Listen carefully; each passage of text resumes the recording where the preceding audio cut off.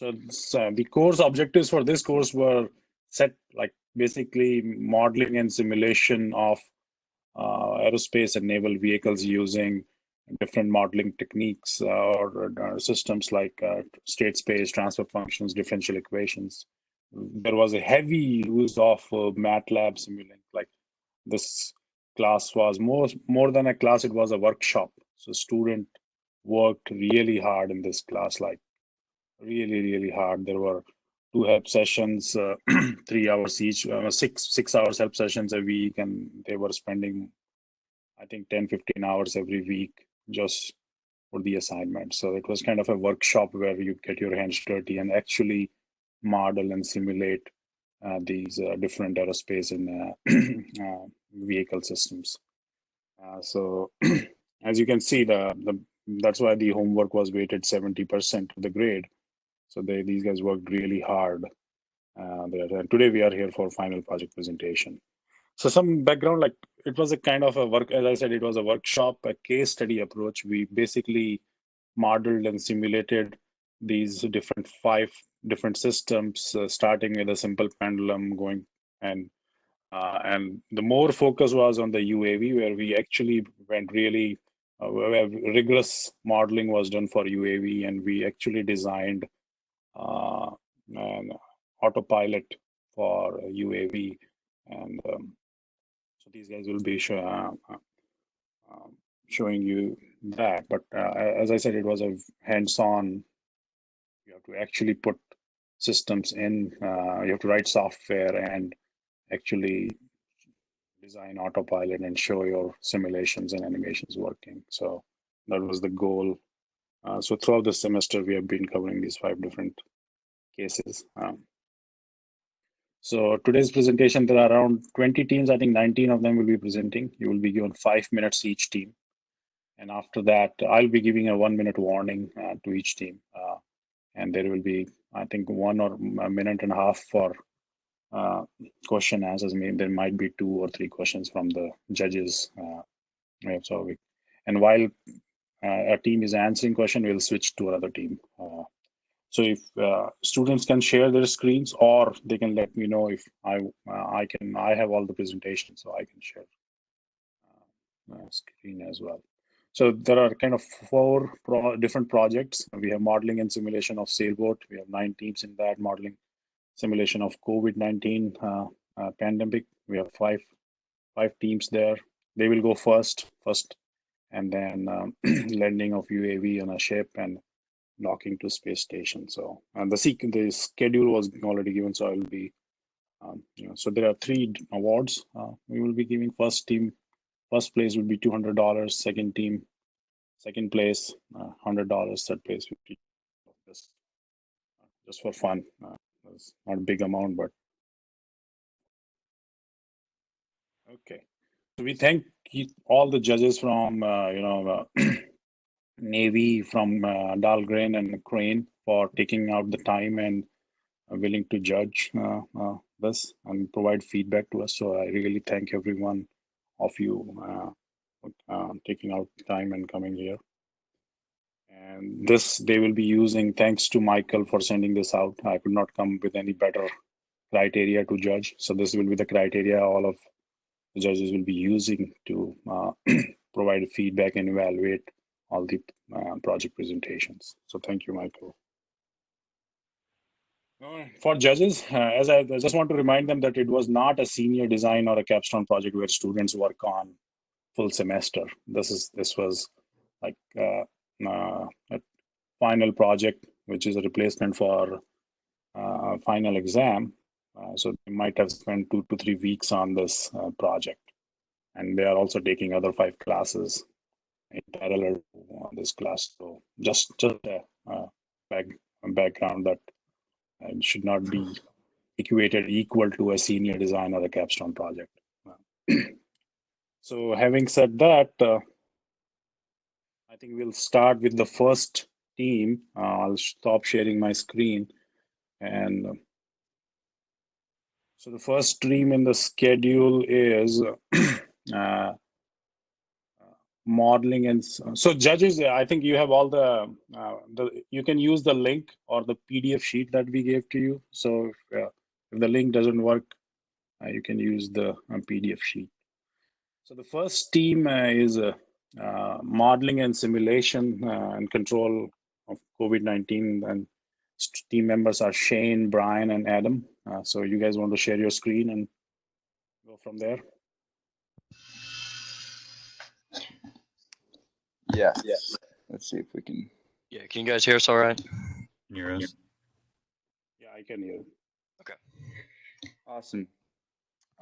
Okay, everyone, thank you for joining us. My name is Shane Banachowski. My name is Brian Murphy. And I'm Adam Ringheisen. Today we'll be showing you a prediction of COVID-19 based on a modified SEIR model.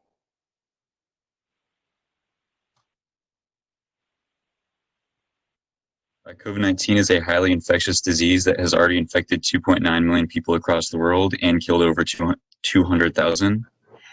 These deaths are believed to be contributed to the high infection rate and potentially severe symptoms that overwhelm hospitals.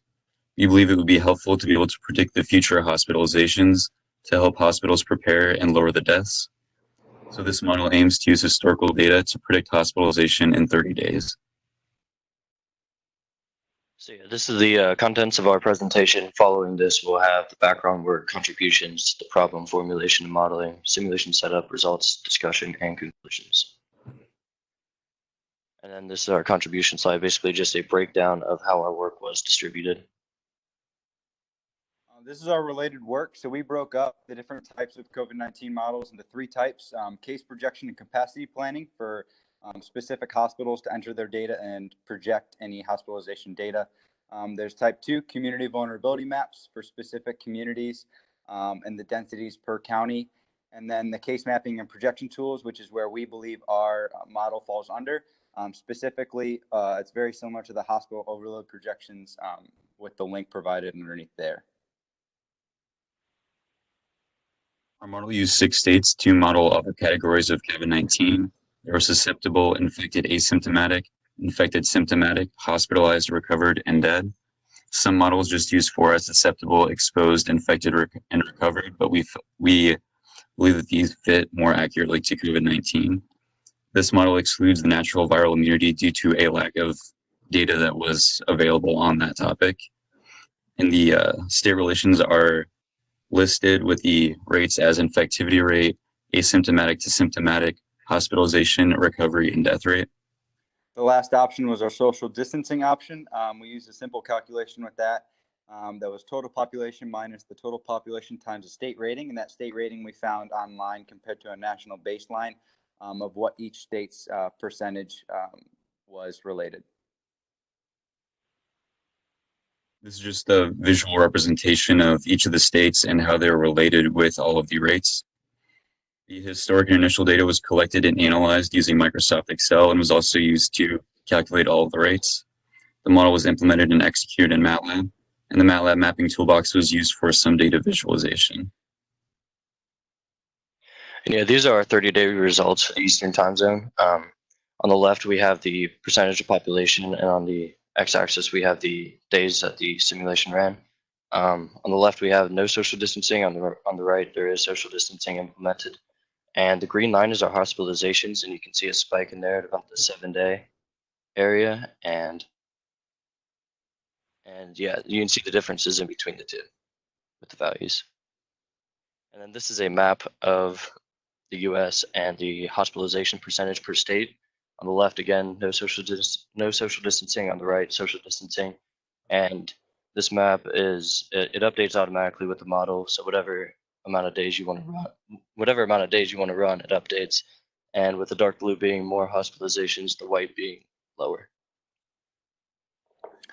This is a GUI that we implemented just to show the state-by-state breakdown, and we put it in each state's respective time zone. This is the no social distancing side, and this is the social distancing side. And I know this is kind of hard to read, and we're going rather fast, so I broke it down to just specifically the Pacific time zone, so you can see the two different GUIs. This is the hospitalizations per state with no social distancing, and this is the hospitalizations per state with social distancing.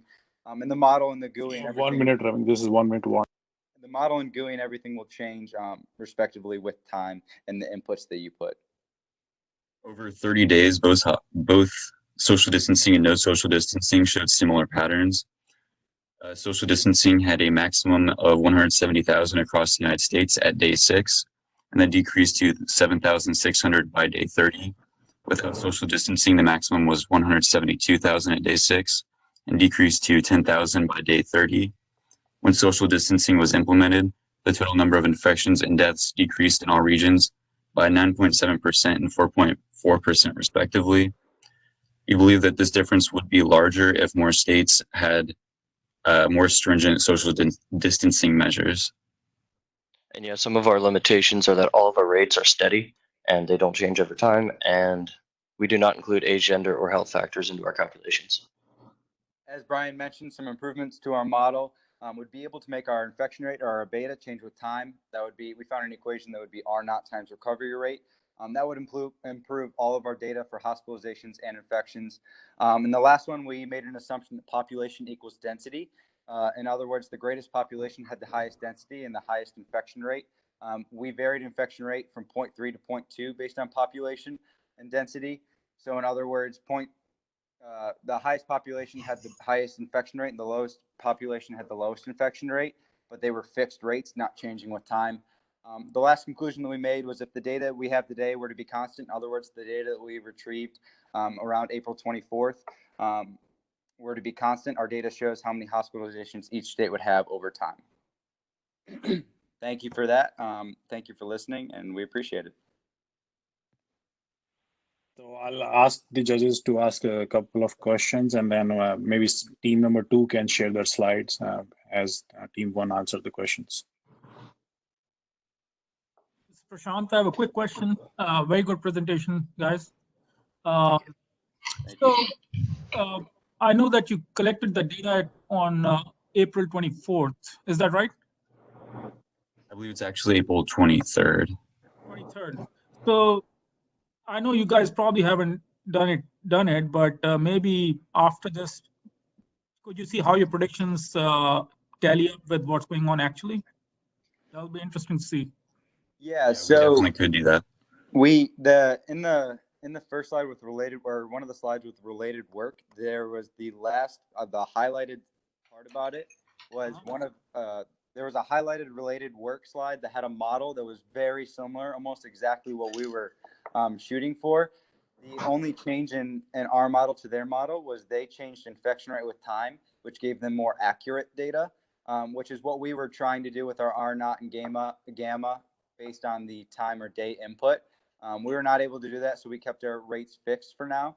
But yeah, that is definitely something we can compare accuracy-wise moving forward. Yeah, it'll be interesting to see how accurate it is to real data, right? Yes. Thanks. Thank you.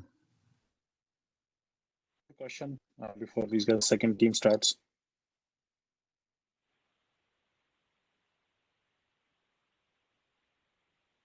Okay, if not, let's give a round of applause. I'll do that for them. Yeah. And Thank you. let Michael start the presentation. Michael and Vince and Nathan and Sam. All right, perfect. Can you guys hear me? Yep. Awesome. So, can you see my screen? Yep. All right, so my name is Michael Rechtin. Other people in my group are Vince Feldman, Nathan Riddle, and Sam Klare, and we are also modeling the coronavirus. So here's a quick content slide. I'll cover each of these points. Monitor. Oh, is it really? Shoot. Let me stop sharing real quick. Reshare. Is that better? Yeah, that's good. All right, perfect. So here's a quick content slide of the points I'll cover through the presentation. So introduction, the goal of our project is to model the coronavirus and how it spreads, and then the effectiveness of varying countermeasures, some of which have been implemented already. Our methodology was an individual-based approach, which means we have an actual population and we model people's movements and behaviors on a case-by-case basis. And then the scope of it is just the tri-state area. So for anyone that doesn't or isn't familiar with the tri-state area, these 20 counties make up the Cincinnati tri-state area, and UC is in Hamilton County. And then tools we used are Python, and we relied heavily on a pandas package, as well as Java for some animation purposes, and then Excel just for transmitting data. So here's the data layout of our model. Again, we're using an individual-based model, which means we need to be able to model each person's behavior. So you can make that infinitely complex, depending on how much time you have and how much data you have available to you. So for this project, since we were somewhat limited on both of those, we chose just to model people's schools, workplaces, and stores, and as well as friends. And they can travel in between both of those depending on the time of day, their age, things like that. So we assembled households based off of the number of households that are in each county. That was found from census data. And then we assigned people to those households based on the average household size. And we end up with this people, table that has every person in our population. And it has, what school they go to, where they work, the stores they visit, and also their friends. And then throughout the simulation, based on their age and the time of week and time of day, people travel to different places. So I guess the goal is to make as realistic simulation of people's movements as possible. So a couple scatter plots of, on the left here are school locations in our simulation. These are public and private schools in the tri-state area. And then on the right is workplace locations. And these were found based off of the average commute to work time for people in different counties, as well as the county size. We kind of back calculated how many workplaces there should be. And you can definitely see the pretty drastic difference in density between something like Hamilton County and then Ohio County, which has 3 schools in it. And then in this slide on the left is the store locations. So we modeled 3 different types of stores: grocery stores, supercenters, and convenience stores. You can see the big difference in density there as well. And then on the right is our final households. So each one of these dots is a household located in different counties in the tri-state area. So hopefully everyone has seen SIR plots before. Most COVID-19 simulations have been using them. So here's on the right here's a result of our simulation running it where there's no countermeasures implemented. So on the left here is our entire population, which is a scaled population of 30,000. And the blue is people that are susceptible, so they have not been infected yet. The red are people that are infected, and the purple are people who are recovered or dead. So you can see that around 20 days, the growth starts going very exponential, and a good percentage of the population becomes infected at once. And then at the very end, there's only a couple people who are still uninfected. And then we have an animation. I'm not sure how well it's going to play over WebEx, but I will play it anyway.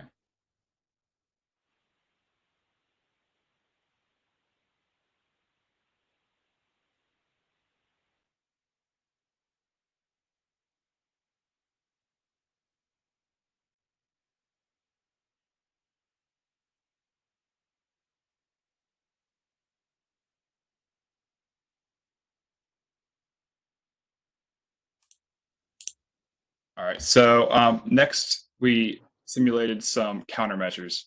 So we started a quarantine when 5% of the population was infected. And then we tested where there's 2 different percentages of people working during quarantine. So with 50% of people working during quarantine, there is about 7,500 people that are still never got infected at the end. So it's a drastic increase from what we saw in the previous slide. And however, it's still a very sharp growth in infection right here. And these black bars are the beginning and end of quarantine. So on the right here, there is a plot that shows when only 10% of people are working during quarantine. So you can see it's much less of an exponential growth and less people get infected. However, there's a second wave of infections. And at the end, there's slightly less people that are infected overall. And then we ran a similar case where we start quarantine at 1% and end it at 0.5%. And very similar results were shown where with 50% people working during quarantine, much more people were infected initially. But when there's 10% people working during quarantine, then there's a second wave. We also kind of did side-by-side comparison of a immediate return to work for everyone versus a gradual return to work for everyone. So on the left, you can see when there's a gradual return to work, we actually saw a larger second wave than when we had an immediate return to work. That may just be a quirk of the model, but it's an interesting result, so we decided to show it. So our conclusion is that when you're building a data-dependent model like ours, the initial data set plays a major role in the accuracy of the results. And then, modeling up populations' movements can be infinitely complex, and you can spend as much time on it as you want. So establishing a scope up front is important because at some point you get into diminishing return. And then what we found is quarantine effectiveness is dependent on implementation date and how many people are considered essential employees and work during quarantine. As well, the second wave of infections increase when fewer people are infected in the first wave. And as a rule of thumb, early starts of quarantine result in less infection. However, the quarantine duration is usually longer. And here's some references, some of the data we used, and a paper that does a similar thing with the influenza pandemic. Any questions? So, thanks, Michael. We have a time for one question. I will request team 3 to start sharing their screen. Quick question. We can we're moving particles from one county to another in different states.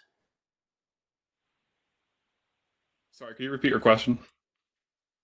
Help me understand how the population being partitioned within the counties, we have people moving from county to county. How is that handled in terms of, we assume that we have people diffusing from one county to another? Or is it just Yes. Yeah. So some movements are affected by counties and some aren't. So for example, we assume that you're not any more likely to go to, like if you live next to 2 grocery stores and the one that's closest to you is in a different county, you're not any more likely to go to a different one just because it's in your county. So however, for schools, you're more than likely going to go to the same one that's in your county because that's how the public school system works. So for traveling to work and stores and things like that, it's not affected by counties, but for things like schools, it is affected. Thank you. Let's give Michael's team a hand and thanks, guys. So we'll have Alex, Maverick, and Andrew start their presentation. His time starts now. I'm Alex. I'm Maverick. And this is our presentation for the SARS-CoV-2 pandemic. So just contents really quickly. We have an introduction, contributions, and some of the all the way up through the conclusions. And yeah, keep going. So so in recent months, the SARS-CoV-2 pandemic, which causes the COVID-19 disease, has been kind of ravaging the world. And so far, there have been 2.8 million positive tests and 200,000 deaths worldwide. So in this simulation, we decided to look at how the United States was about to open back up and see how different social distancing measures from that point forward will affect the course of the pandemic. So basically, through this simulation, we show that we show the effects of social distancing on the number of infections and deaths in a population in the United States, and through SEIR modeling, we basically are able to predict the pandemic over the next few months in the United States using different social distancing methods.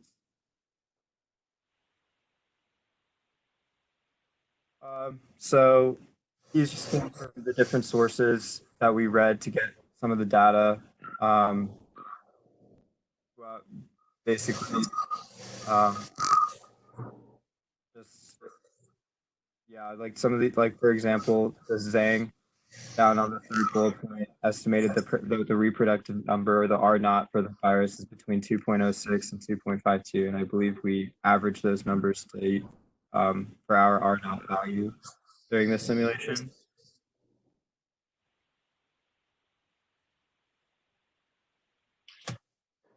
So for our model, we had some assumptions, and the first one was the size of the population did not change. Basically said that the number of people dying is going to equal the number of people being born. And in addition, there's no infected people entering or the population through migration. And then values such as the reproductive rate and beta are the same for all populations. And in addition, there's no cure or vaccine developed and implemented in the next few months. So we used SEIR modeling. Normally it gives, or it classifies people into 4 different categories, but we added a 5th category. So we did susceptible, which is basically people in the population that have not contracted the virus. Exposed, the number of people that have been exposed to the virus. Infected, the number of people currently infected with the virus.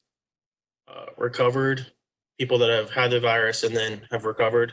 And then deaths, people that have had the virus and then have died.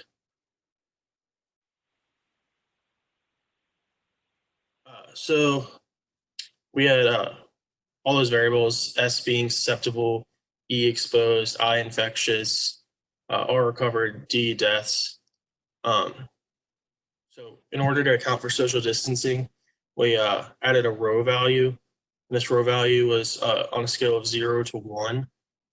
0 being extreme social distancing and 1 being no social distancing. And then for alpha, it is the inverse of the incubation period, which we set at 5 days. And then Y was the inverse of the infectious period, which we set at 7 days. And then these are all our equations.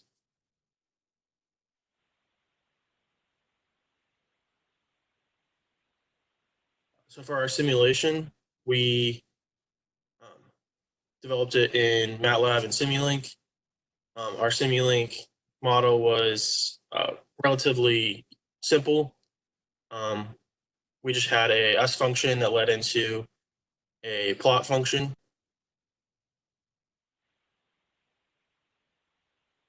And some of our parameters that we used were gathered from different sites and estimated based on values we were given. So the rate of infection, or R naught, was given from the CDC website. The contact rate was the R naught divided by the days the person was infected. And then the restrictions we approximated based on past pandemics to have no restrictions, mild restrictions, and heavy restrictions. And the objective of our simulation was to show the effects of social distancing on the duration of the pandemic and the amount of deaths. And this is a simulation video of having no restrictions. As you can see, we get pretty high in the number of deaths, but we only are in the pandemic for about 150 days. The second simulation is if we had mild restrictions, such as only essential businesses are open, schools are closed, and you have to stay 6 feet apart. And there are reduced deaths, but the duration of the pandemic is a lot longer. And this third simulation is with heavy restrictions, and the pandemic subsides pretty quickly, and the amount of deaths is significantly reduced. And so like the duration of the pandemic with no restrictions is about 200 days. With mild restrictions, it's well over 500 days. And with heavy restrictions, it's about 150 days. The amount of deaths is what changes the most, with no restrictions being in the millions, mild restrictions being in the 100,000s, and heavy restrictions being in the 72,000 range. And then our limitations to the model were we did not account for if we had a vaccine, how that would affect the pandemic. We couldn't really account for if the virus evolved and became more deadly or more infectious. And then we didn't account for the fact that people can be reinfected by the virus. So basically through the simulation, we were able to come to the conclusion that the United States needs to maintain pretty strict social distancing measures for at least the next few months in order to prevent the outbreak from becoming much larger. So basically what that means is that when we do decide to open up back up, we can't do it as quickly as maybe some people would desire, because approximately 2.2 million more people would die if we opened up with little restrictions. And then so in the future, this model would be easy, like you could easily apply it to other countries in the world just by using their populations and whatever their social distancing methods are. And we could also test how different social distancing practices are most effective in different parts of the world. So, yeah, these are just some of our references that I spoke about earlier. Yeah, thank you. Thanks. Time for a very quick question, and I'll ask Team 4 to start sharing their slide. I have a very quick comment. I'm glad that you guys put assumptions there. You know what I'm talking about. For those of you in my class, thanks. Yeah. Thank you. So I have a quick question. This is Matt Romero. What was your interpretation with the minimal restrictions showing that it was going to last more days than with no restrictions? How do you guys interpret that data, and what could you have done different to maybe look at that? So yeah, we were a little bit confused when we came out with that result too, that with mild restrictions, the duration of the pandemic was actually longer. But I think we came to the conclusion that basically people just get infected. Less people over time do get infected, but people get infected at a slower rate, basically. And so it stretches out the curve over a longer period of time, kind of like what we've been seeing in the news with the whole flattening the curve and all of that. Okay, thank you. Okay, thanks. So we have Team 4 now presenting. Your time starts now. This is Chikon, and our project's on the effects of quarantine on the spread of COVID-19. This slide will cover our project and including things such as problem formulation, simulation setup, result discussion, and conclusions. Our goal was to simulate the coronavirus with different levels of quarantine to see how effective each level of quarantining is.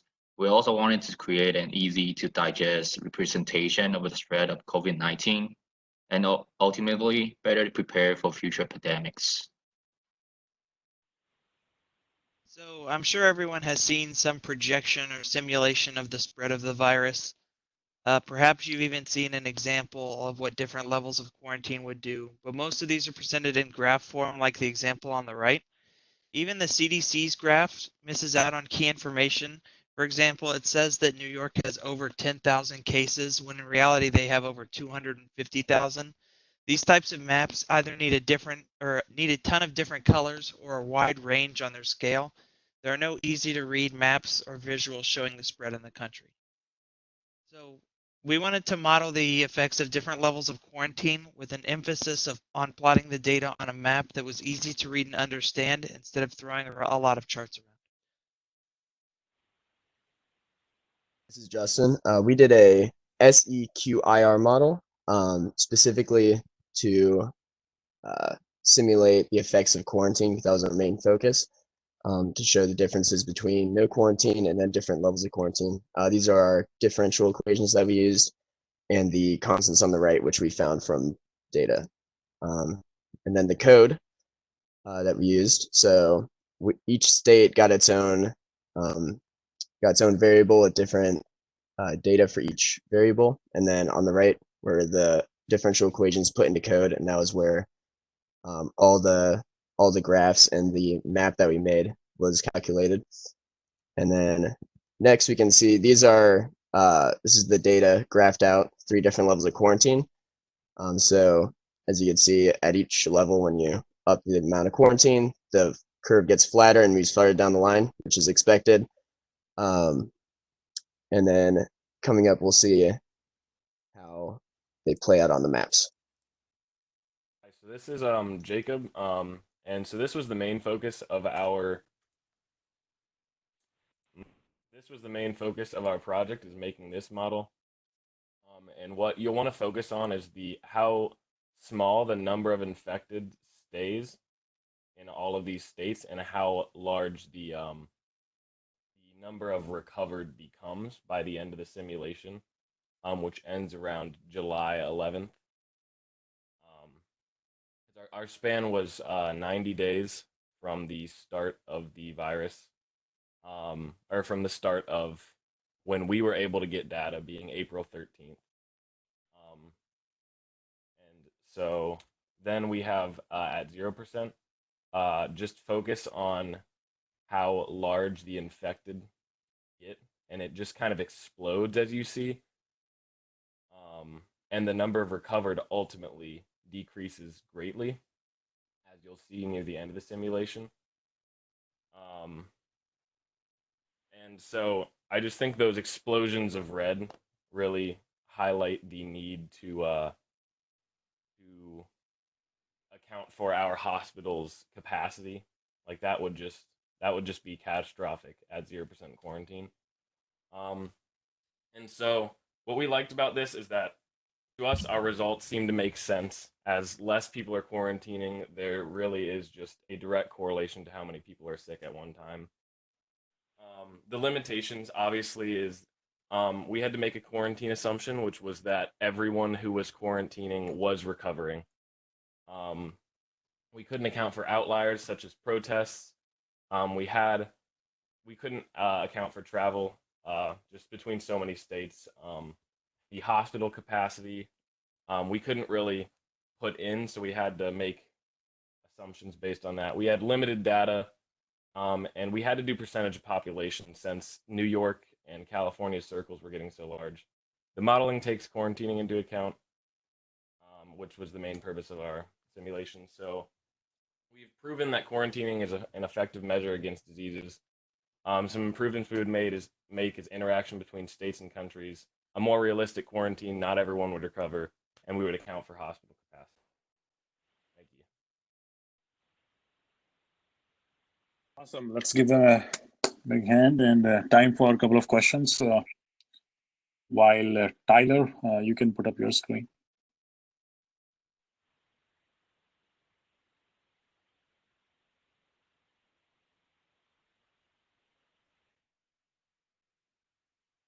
Questions for Team 4? Is there any provision in this model for movement of people throughout the U.S.? Did you take into account any travel, or are people assumed to be stationary in one state?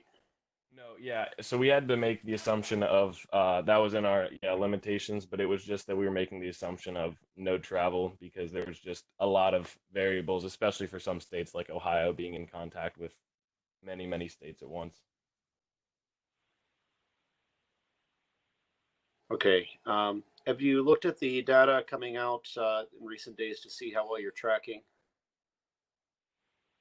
Yes, actually, we were actively adjusting our beta values and all of the variables that we were using as data was coming out to try and get as close to the curve as possible. Obviously, we can't, with a perfect mathematical model, we can't really come up with that. But in general, I think we were pretty on the money for where we are now.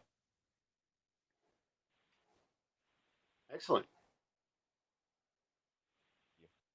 Thank you, everyone from Team 4. Now we have Tyler.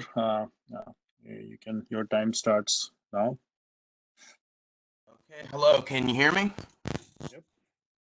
Okay, hello, my name is Tyler Ferguson, and I'm doing modeling and simulation of COVID-19 in the US. So, oh, hold on, this is not.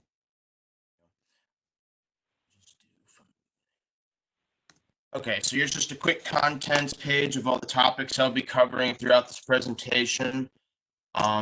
So the introduction, I mean, the goal is just to model the spread of COVID-19 in the United States. And basically, it's more so my goal is just to get some kind of a time frame to see how long this, or at least the first wave of the disease will go on for, and then hope to gain some trends in both infections and death rates. I have a model that plots all the projected number of cases, the total number of cases, both in the same plot, and then there'll be a subplot, which you will see in the later slides. It also plots cases per day, and then I have a part that has the outputs, and that's just a couple of the outputs that will be shown. That also will show peak infection rate, the death rate, and the estimated total number of cases, or just a few other things that it should output as well. This model uses real-time data. The data that it's pulling from is from the Johns Hopkins University website, because it's updated very regularly, and I thought it was a credible source, because each time you run the simulation, it pulls the most recent data. So I think the data I'm using is from, I think it was April 25th, which was Saturday, which we'll see in a few slides. But this model does make some assumptions, in that that everyone's exercising the same social distancing in all 50 states. This model just tallies people that have tested positive. So it doesn't account for people that recovered, and it does not break it down by age groups, gender, etc. And it just looks at the country as a whole, because as we all know, even from the other presentations, that the epicenters are the larger US cities like New York, Miami, Chicago, for example. So this model the graphical part of this model just predicts the total number of infections and deaths, and then plots the cases per day based on many factors, which I just listed a few here. It also factors in many different aspects, which was not fun and easy figuring out. And I use a lot of statistical analysis to get workable models that would actually plot, which was not fun, to say the least. So the simulation is run in Matlab, and like I said, it uses real-time data. So each time this model base that the estimated peak date was April 10th, which if this model is accurate, then that means we in theory are past the peak date, but I'm personally not sure that's true. And then you can see at the bottom it says infected, dead, and then the death rate of 5.73%. This is the figure that would show when you run the model, which, as you can see from the R² value, or even just looking at the graph itself, that the predicted curve is is quite accurate to the actual data curve for the total number of cases in the United States. I tried to plot the dead on here, but it didn't really work out so well, or at least it didn't provide any more usefulness than this right here. So I kind of took that out, and then you can see the cases per day beneath that. So like I said, the predicted curve follows very closely with the actual one. So if this model is accurate, this means that the US seems to be heading towards a plateau, at least in newer cases, as we get closer to summertime.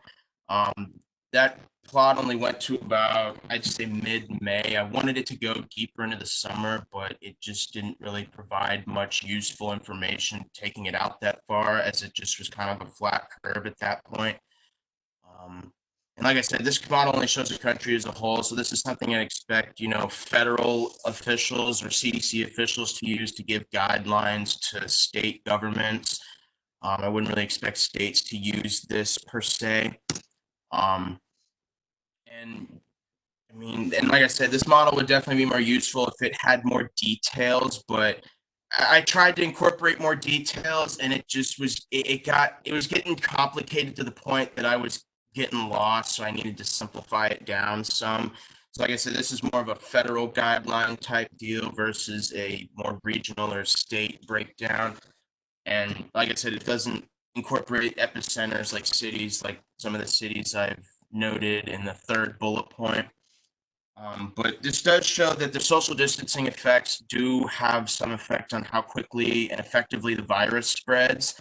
So states opening too early would obviously be a very bad thing, but at the same time, I mean, they're all just models, so it's kind of hard to predict what the right move really is, because when you get to the future, you can always look back and say, well, we should have done this, should have done that.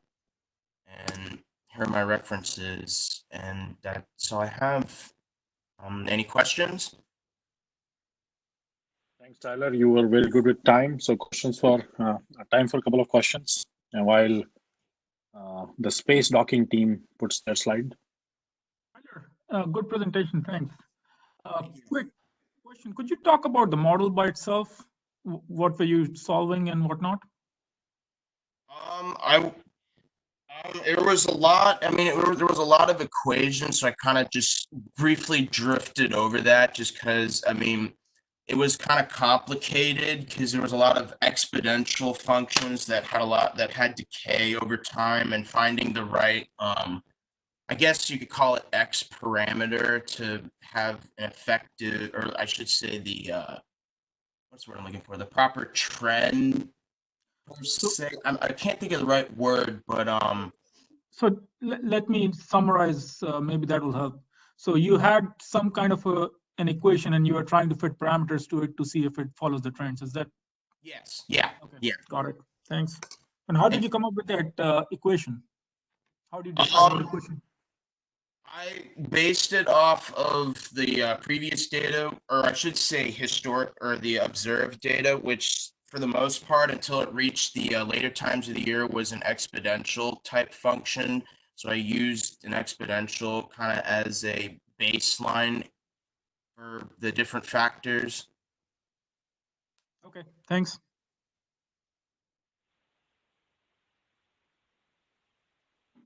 Okay, so the next team is moving away from COVID-19. Good presentation, guys. Let's go to space with Ethan, Brett, and Peter, and Connor. You guys hear me? Yep. All right, perfect. So I'm Ethan. I'm with Brett, Peter, and Connor. Our group did the docking of the Soyuz spacecraft for the ISS.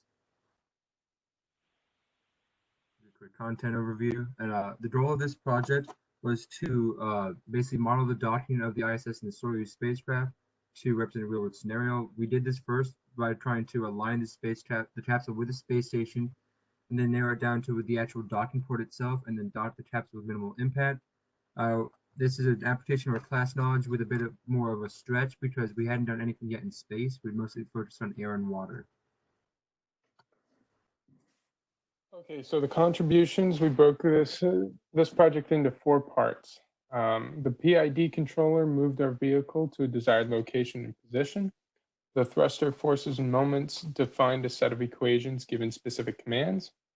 The equations of motion took the forces of moments and calculated the vehicle's motion. And our animation program allowed us to visualize what was actually going on.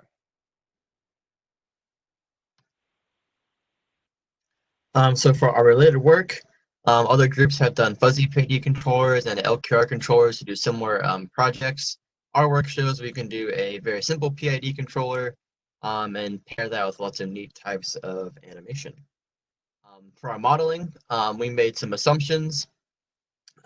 With our setup here, we assume the orbital differences are negligible because the spacecraft are so close to one another, and that all measurements are essentially relative to the ISS. And then we simplified our thrusters setup into the picture you can see on the right, which is 16 thrusters and a main engine.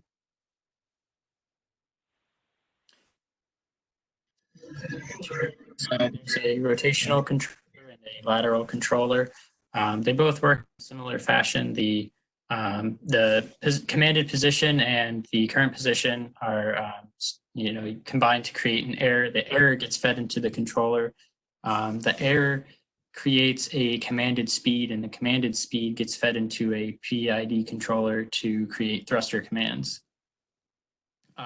We also have a state machine in the controller for our path plotting. And this first step is to rotationally orient the spacecraft to align with the docking port. The second step is to zero out the Y and Z positions so that the docking ports are facing each other and separated by a gap. And the third step is to zero out that X position to close the gap and bring the two docking ports together.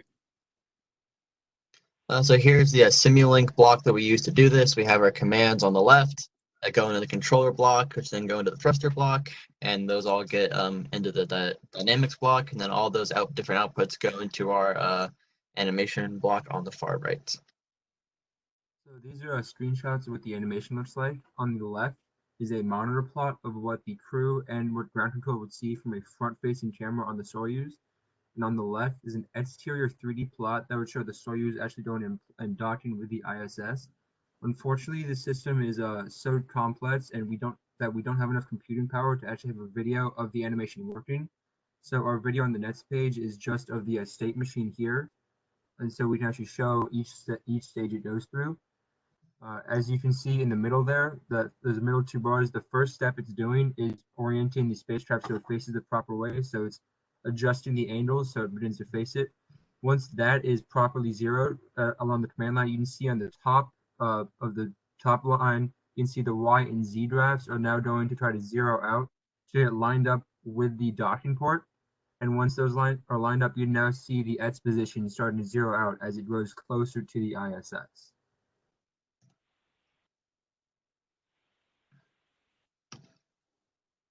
Okay, so as Ethan kind of touched on there, our biggest limitation was by far our computing power.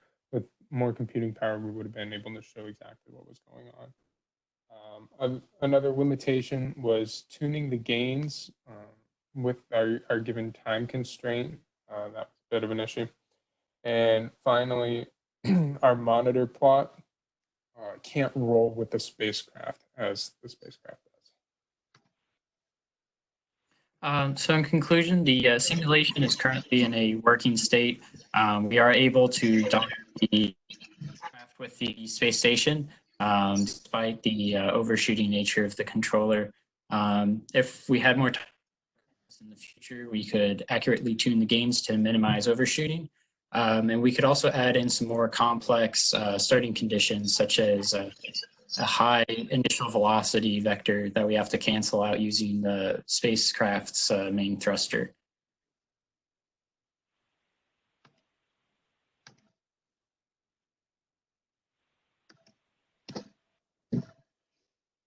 Great. Thank you, folks. We have time for one or two questions while the team 7 fixed-wing UAV landing on moving ships, Sam, Kyle, Gavin, Zach, put on their slides. I have one question, which is you stated on the last slide there you didn't use orbital mechanics. I guess, could you amplify on that a little bit? So we had so we had Soyuz, the spacecraft, and the space station starting at basically the same orbital altitude from the Earth, so that we didn't have to worry about any additional changing of orbits, because that's an additional calculation that we would have had to account for. That would have slowed our simulation even more. The quick 30-second video we showed actually is running at 16 times speed there and that it took us about 10 minutes to just that quick simulation run without any of the animations going on top of that.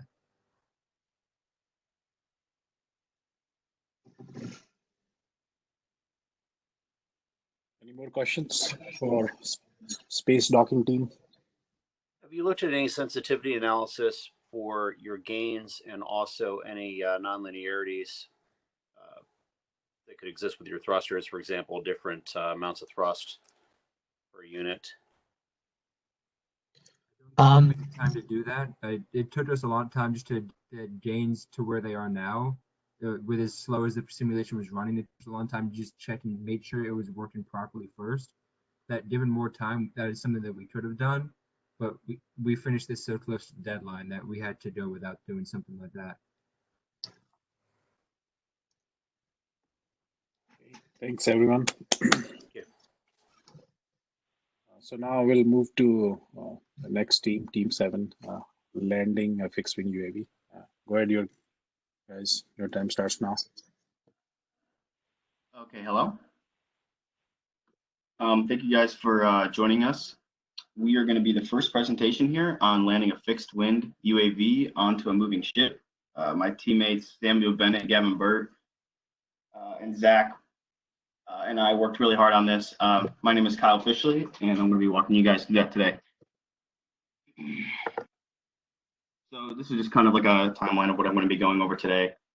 Nothing much there.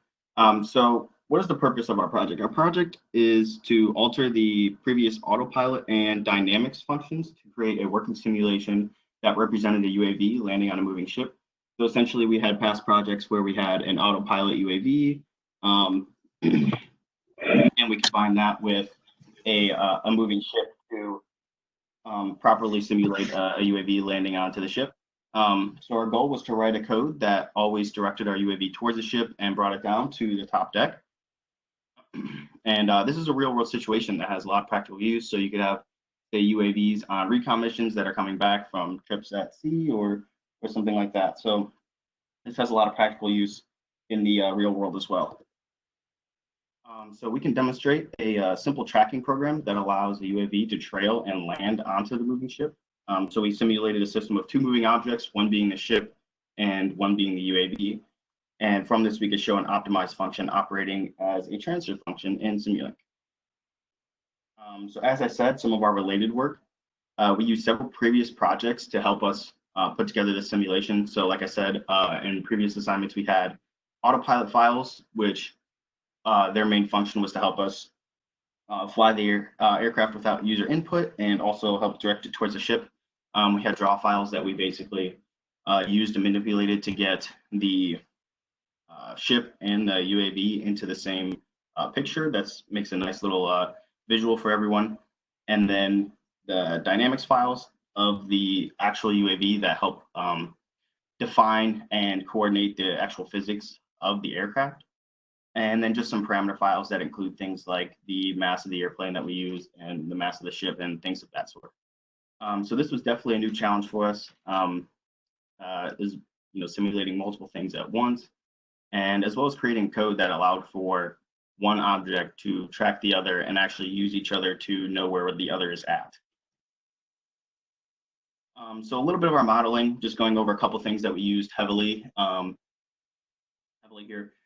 So the modeling begins with the aircraft, and we needed a model that you define the aircraft in several different reference frames. So things like wind and body frame, as well as stability frame, and we use rotation matrices to help coordinate our aircraft under any circumstances.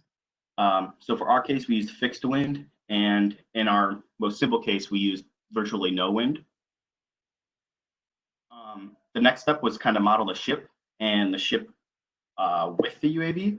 So essentially, if our UAV is moving at some random, say, velocity in some direction, then the position of the ship is used by the UAV to track the ship. So you kind of need to subtract chi and theta and the actual distance between the two, and sort of use those to get one to the other. So some of our control objectives, the landing pursuit function would give us the direction for the autopilot function to follow. So we essentially had autopilot function, and then we have a landing pursuit function, which its full function is just to direct the UAV toward the ship. And we just had it set so that once the UAV made contact, we would just kind of call that a success. We didn't add a lot of functionality to make sure that the simulation stops once the UAV reaches the ship. So it's just kind of like our Simulink diagram here. And we have our input airspeed of 25, which we can change. We sort of left the ship constant as 10 meters per second, and you can kind of see how our autopilot interacts with our UAV dynamics and how they all feed into our draw system files there. So this is a quick little video of our simulation in action.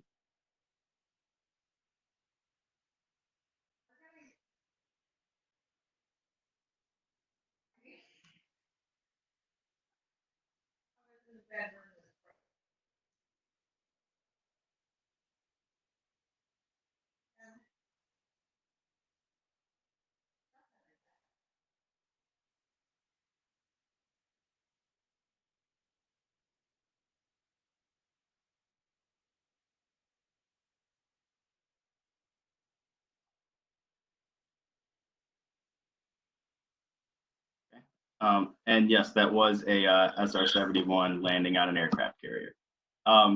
So this is just kind of like our plot state variables here. You can kind of see our north, east, and down our height position here and how they all kind of converge. Our north is a little bit over, but that's because we didn't end the simulation, right at the right spot.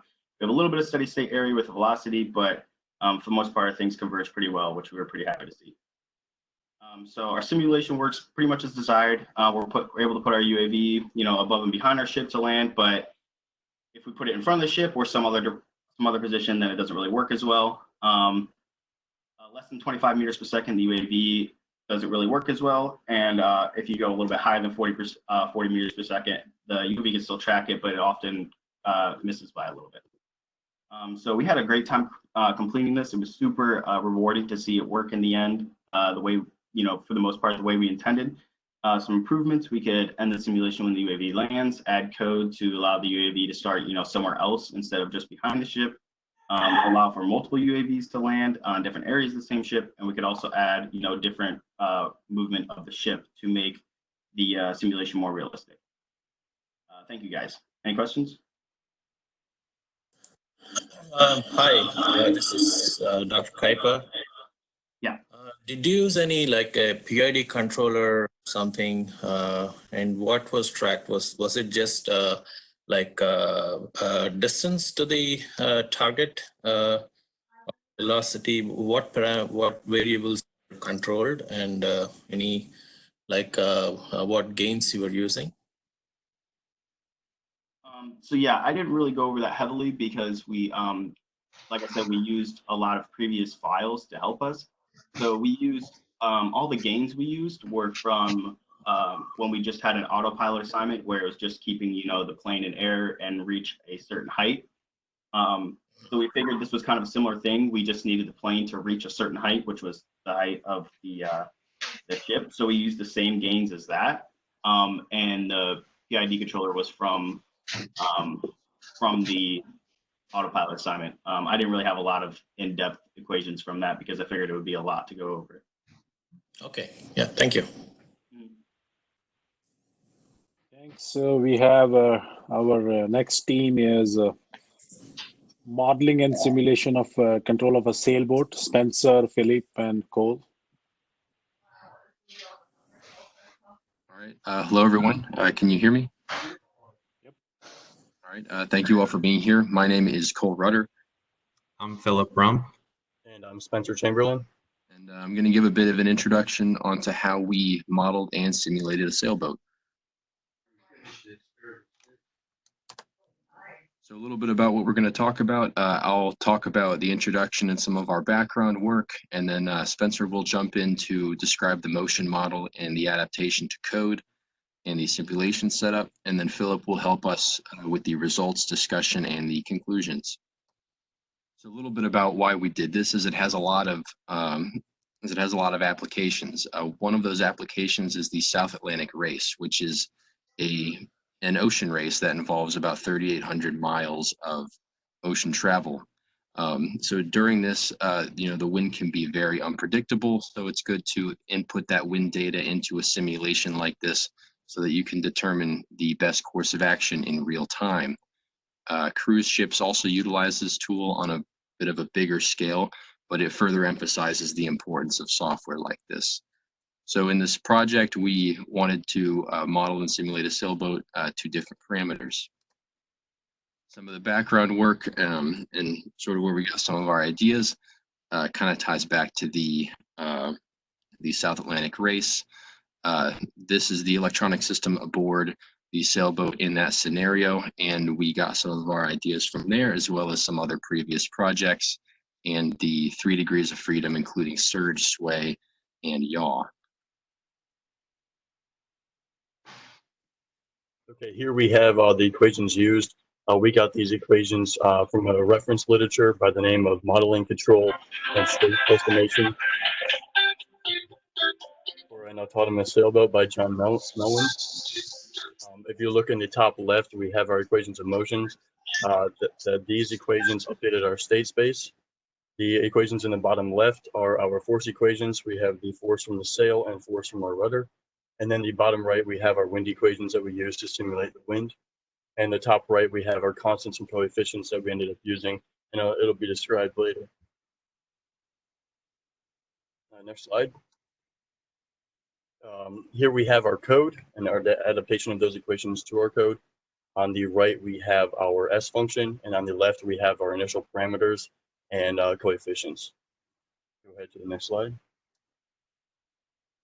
Here we have our simulation set up using Matlab and Simulink. On the left side, we have our controls with our deflection angle in the sail, our deflection angle in the rudder, and then we have our inputs of a northern wind and an eastern wind. Those inputs output to our S function, and then that S function outputs into our animation file.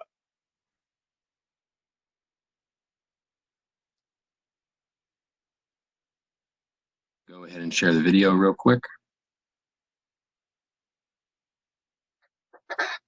So this video, the very first clip shows our rudder control. The two sliders, one on top of each other, are our wind, and then the slider to the left is the rudder, and the scope is also showing the input of the rudder. So if we give it a negative north wind right there, we are able to see the sailboat moving towards the negative north direction. And then the rudder is able to control the ship, you see off there to the right. And then if we set the rudder back to 0, we're able to align it to the negative east. And then if you take a look at the scope, we are able to see the negative and positive inputs, as well as the ship rotating, or yawing rather. And there is a 3D view of it. And this next clip will be the angle of the sail. So the scope is showing the sail. So if there's no wind, you're able to see that the ship does not react. It only will react if we have a wind. So if we give it some wind in the positive east direction, and then we give it an input to the sail, you're able to see it start to move off and drift. Now it does not rotate for a reason that we explain later.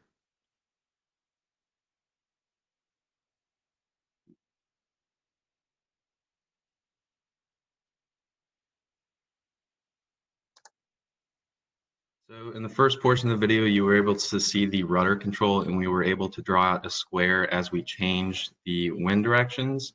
In the second portion of the video, you're able to see the sail's deflection. So that figure to the right, you're able to see that as the sail is rotated, the force is in 2 dimensions, which what creates the drift. And since our mast is in the center of rotation, it does not create a torque, so the boat does not rotate. On the next slide, we will have the conclusion. So the rudder deflection controls the heading of the sailboat, which is theta. The sail deflection controls the velocity. Implementing a PID controller, the heading uses state estimation between the current heading and commanded headings. You are able to sail to waypoints. The velocity, the sail would rotate to the apparent wind, so you only have a component of the velocity accounting for the velocity of the boat. And then if you combine them to change the velocity, you would rotate the sail, and then that would also create a drift. So you would have to have the rudder input, which would account for how far from the waypoint you are, along with the heading to the waypoint, which you would be able to sail with the state estimation of the autopilot. And then the references are on our next slide, and that would be it for us. Thank you. Thank you, guys. Question for folks Question. Did you guys maybe run a case where the wind was so high that your sailboat just sank, just flipped over? So one of the assumptions that was made in our model is that everything is in the same plane. So there's actually no pitching or rolling moment. The only degree of freedom as far as rotation goes is yaw. So the sailboat doesn't particularly rotate towards the water, but that would definitely be something that we would like to implement just if we had a little bit more time. Okay, thanks. Are you looking at the sails purely as a drag element to produce a force, or does this also include any aspects of lift? So in the literature that we were given, the sail does have an airfoil shape to it. So there is a lift and drag. There are two lift and drag components that combine into one overall equation. So it does depend the angle of the apparent wind to the ship and the angle of the sail of what effect that you will yield.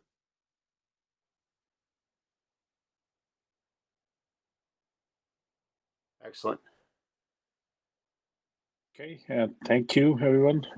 So next will be team number 9, modeling and simulation of sailboat again, from Tyler and Joshua. I'm Tyler. So yeah, we did the sailboat as well. You could go to the next slide.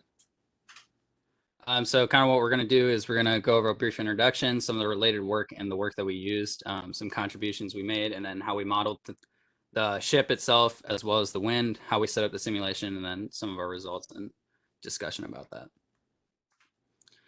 So our objective was to derive some state space equations for the forces on a typical sailboat. And then we animated the sailboat and implemented those equations and our animation into Simulink so that we could have a sailboat that is animated in Simulink.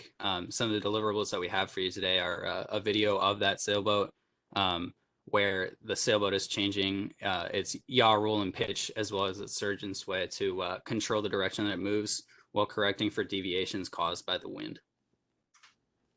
So again, our primary reference was that document that was given to us, the Modeling, Control, and State Estimation for an Autonomous Sailboat by John Mellon. And that's pretty much where we got most of the equations of motion and that kind of thing that we used. So our contribution is we really just implemented a sailboat that has 2 manual inputs that we are able to change, which is the rudder control and the sail control. But it is also affected by a wind factor, and it auto corrects for that as it moves forward. So we started out with kind of a paper drawing and then brought that drawing into Matlab and Simulink, where that 4th point on the bottom right corner is our 0, 0. So all motion is based off of that point. So hopefully everyone can hear me all right. So our equations of state are here. We basically have 5 states, our heading, direction, rotational speed, and speed. And then we also have many parameters for the sailboat. So we've got like coefficients for drift, friction, and lift, distance to sail, distance to mast, things like that. And then over on the right-hand side are the equations of motion and how they're affected by each force and parameter that we've inputted in.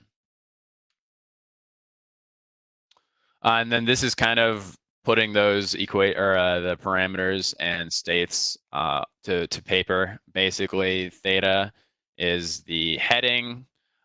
We also have the X and Y position, which are translated onto the boat's axis using rotational matrices. And then also you can see some of the P parameters, which are affected by the geometry of the boat. Basically, like the larger the P, which is a larger distance, it kind of affects the moment applied by the sail to the rest of the boat, as well as our 2 inputs, which are the sail angle and the rudder angle. We also implemented kind of wind noise, which we basically have 2 different parameters for wind. We have true wind and apparent wind. Basically, true wind is the wind relative to a static point on the water. However, the sailboat is only affected by the wind that it actually feels. So we basically subtracted off the sailboat velocity from the true wind to create a relative wind to the boat, and that's what actually affects the boat. Here's our Simulink block diagram. Basically, we have our angle for our sail and our angle for our rudder, and that feeds into a forces and moments a file, and then that feeds into Mav Dynamics. And then we also have our wind noise down in the bottom left. Here's a quick video on our sailboat.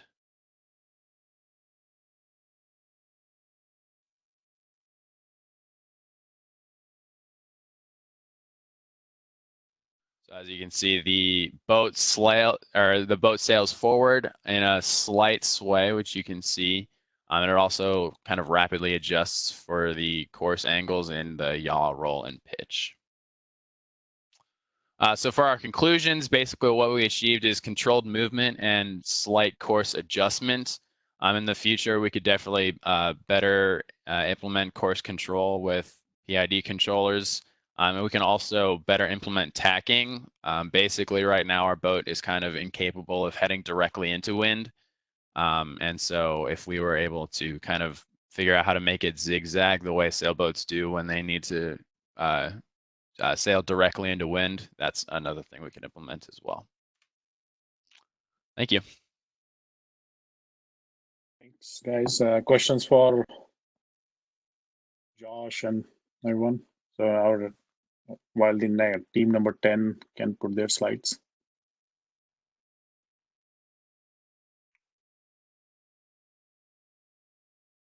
Quick question. In this model, are you looking at the ability to model different efficiencies at various points of sail? For example, on racing boats, you have a polar plot where for a given sail set, you'll look at your maximum achievable velocity versus relative wind and relative wind direction. Is that the type of direction you want to take that? Yeah, we could definitely do that. Basically, the way we have that implemented right now is we just have coefficients for the sail. It's not necessarily affected by the way we drew it. But if we wanted to get more into that, we could for sure change the coefficients or figure out how to parameterize the sails more, definitely.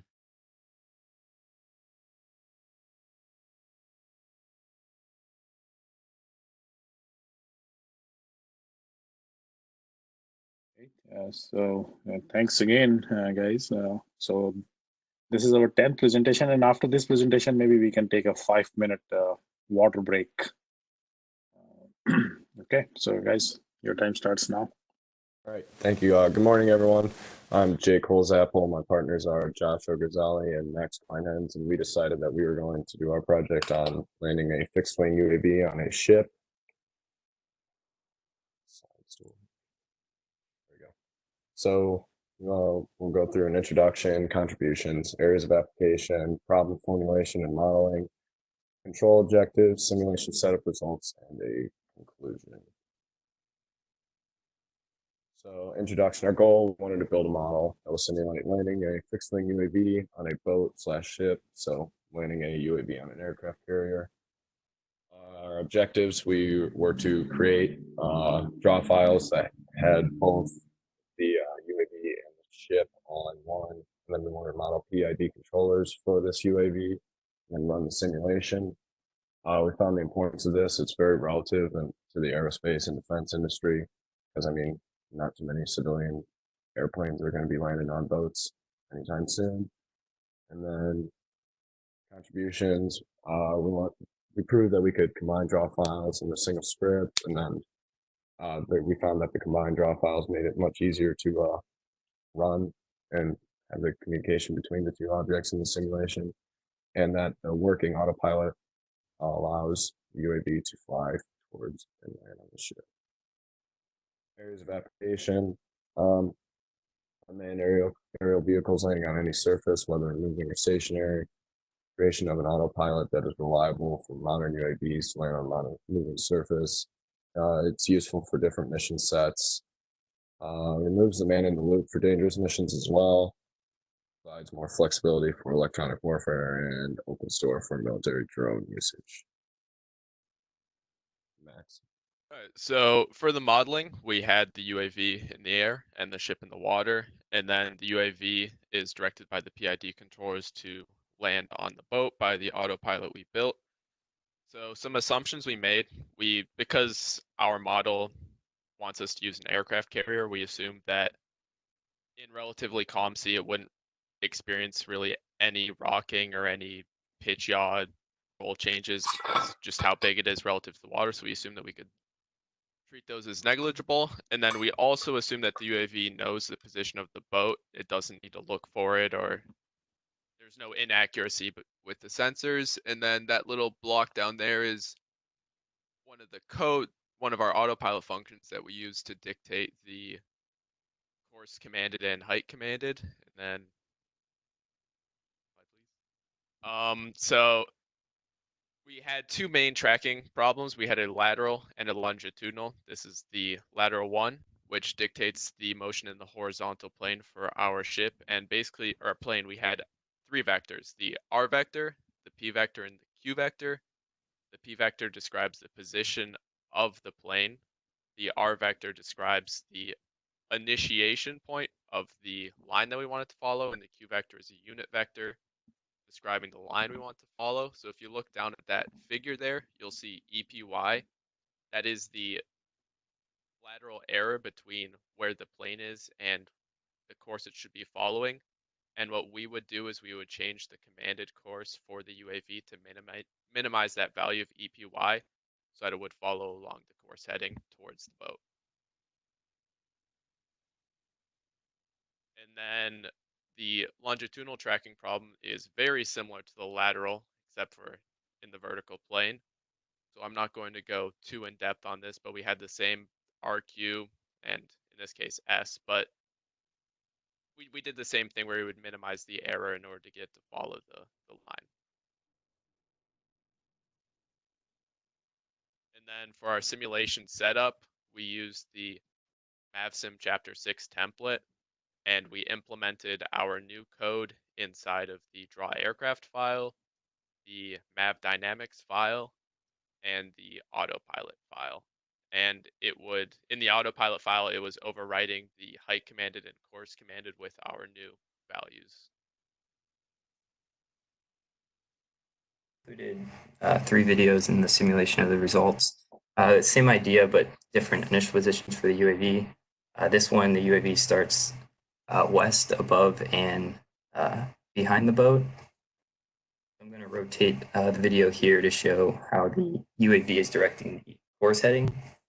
And actually, as it gets closer to the origin of the boat, the commanded course angle actually increases. So it's more of a gradual change in course heading as it's farther away. And we did the same thing, but slightly different for the pitch, where as it got closer to the boat, the pitch angle decreased towards the ground so that it would kind of level off.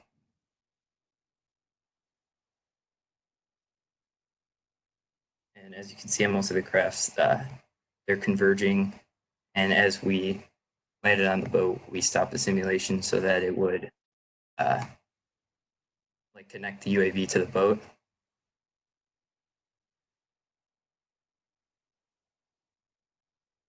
Now, some of the discussions and possible limitations of our current model. So the landing worked, and we were able to approach from multiple starting points and land on the carrier. Again, this was assuming that, not assuming, but for our current model, the ship wasn't moving. So some other limitations were we would have liked to include rudder control if we had more time. In our base model for the autopilot, we didn't have any rudder control. And I think this would have allowed for some micro adjustments as the UAV got closer to the boat so that it wouldn't have to only adjust the roll and then it could straighten out to the direction of the boat. There weren't as many online resources as we thought there would have been for this topic. A lot of the online resources were for using camera control in PID, so visuals and the relative size of objects in the view of the UAV. If we had more time and more skill, I think a more detailed project could have been delivered, such as getting the ship to move and implementing the rudder controls I talked about before, and adding some type of approach pattern. So if we got close to the boat, and if it wasn't in a certain amount of error between the position of the boat and the UAV, then maybe taking off again and going in an orbital pattern to attempt a second landing. That's something else we would like to implement. So that's a project. Thanks for listening. Have there any questions? Guys, a quick question. Could you talk a little bit about the aerodynamics that you used for your UAV?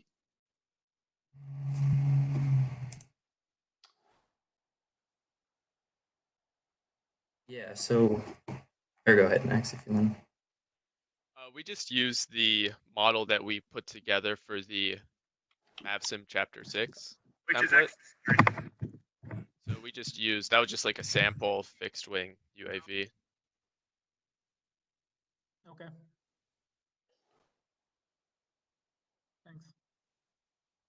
Okay, any more questions? So we are taking, people can ask questions, but we can take a 5-minute break. We'll start again at 11:08. But if you have more questions for these guys,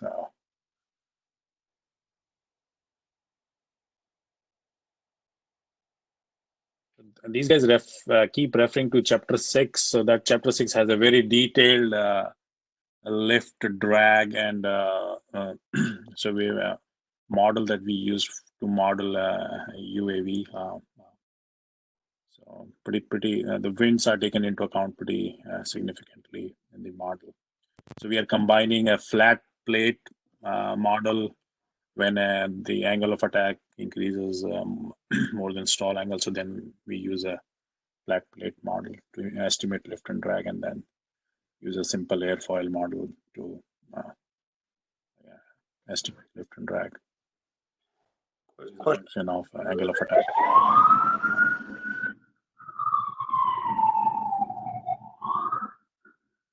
Yeah, quick question about the model. The assumptions on external wind speed.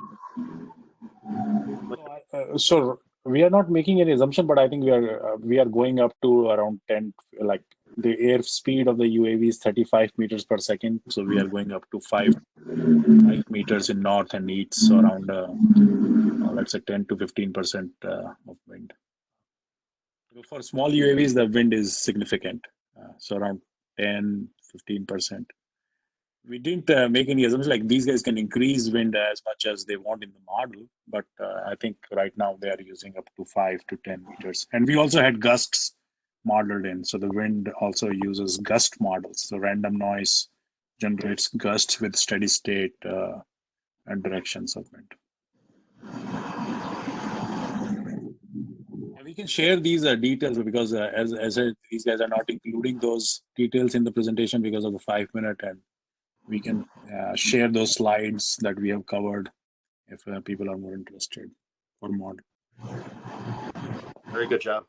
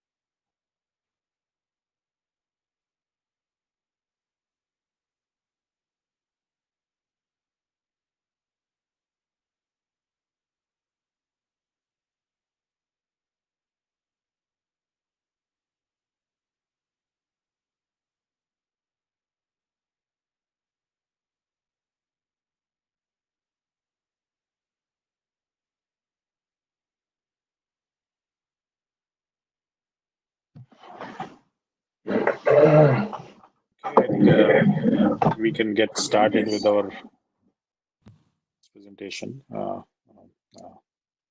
Modeling control of Sailboat again with Lucas and Nicholas and Ethan. So yeah, guys, your time starts now. Okay. I'm Lucas. He just said we're basically doing the model controls of an automated sailboat. My teammates are Nicholas Carnes and Ethan Sheevy. Basically, sailing is one of like the oldest and simplest forms of water travel. We want to do an automated thing because that'll allow you basically to process, could lead to ventures in mass gathering of marine data and on a global scale. What we're doing though is relative. It's a model to test the process to see if we can implement it on a larger scale. Some background info is most of the project is basically based off of the inland sailing robots, which was part of the Dreadnought challenge to basically automate a sailboat to go across either of the big oceans like Atlantic and Pacific. Mostly focusing on the programming of the sailboat. A large part of this report by John Mellon of the same robots, which basically gives us the background equation setups for our modeling of our project. And this was a case study which allowed us to basically better implement the control strategies. What we did achieve was we successfully modeled an automated sailboat with 3OF with Matlab that allowed us to control the surge, sway, and the yaw. We control and heave we mostly ignored them, kept them constant, and then we also had constant wind and current. Environmentals was assumed, so we didn't have a giant wave is going to throw the boat over. Modeling. Mathematical models, we basically modeled them all off of the Mellon's report on the topic, assuming the constant wind and current models with like no gusts or waves. That's to model it with just 3 degrees instead of the 6 degrees of freedom. And then the equation based off the lift and drag equations, like you see at the bottom right there. And then there's our code. Basically, we wanted to control the sailboat so we could shoot desired points for the sailboat would go to those points, and then it would make corrections and would go to another point. Angle was basically controlled with a proportional controller, which allowed us to obtain the maximum velocity for the current course angle. The course angle was controlled by a PD controller that allowed us to adjust the rudder angle, and once it hit a waypoint, the sailboat would make adjustments to go to the next point in the fastest way possible. For simulation, we basically use the Simulink setup, allowing us to visually see the boat because we can't physically build it from where we are now. And so basically with the setup, it just basically you have the inputs of the constraints would go in, which would then feed into a draw file, which basically designs the sailboat, which would then go to a dynamics file, which we use would input basically the variables and would then go through and plot it and then update them and continue to loop around until we reach the next point, update it again to the new sets, and then it would keep going until we reach your final destination. Results, basically we did a top-down view of the sailboat reaching each of the destinations because it was easier to see it reaching the point and then turning and continuing on rather than doing it. The actual draw file looks like the one up above it when you don't have it fully just in the 2 degrees in the 2 dimensions, and that's like we did that. And then in the top right is our initial conditions. But as you can see in the actual thing, it goes to its point, it corrects it to the fastest way possible, and then it goes to its next destination and continues along, following all the way to our final destination.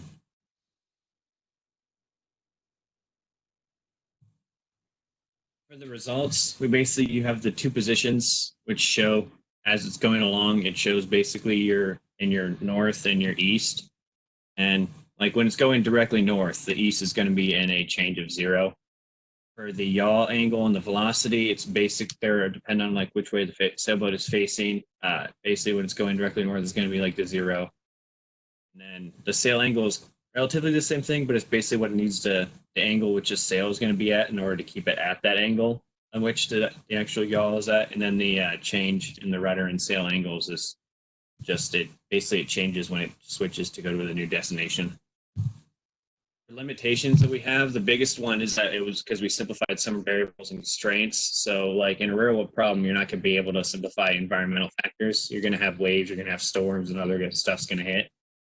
Another one of the things is because we use an actual sailboat, like we didn't use an actual sailboat, we use an animated one, so we didn't take into things like power, durability, and like or full buoyancy of it, depending on like the environment it's with. And then in conclusion, we basically modeled this automated sailboat, which has a simulation of a small scale that could help further important steps in regards to marine study and research. Entire fleets could be automated, and sailboats could theoretically be used to better map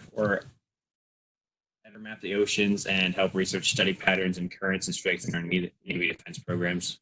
So, thanks. Do we have any questions? Great work, guys. I was impressed with the waypoint controller. Any questions for these guys? I have a quick question. Was your wind only in one direction, or it was, in multiple directions at the same point? So for the simulation you saw, the wind was only in one direction. It was at 10 degrees from north, I believe, in that simulation. We didn't implement any gust modeling for this, just because of time constraints and trying to keep it simple, just to demonstrate that we could control it with this model. Okay, thanks.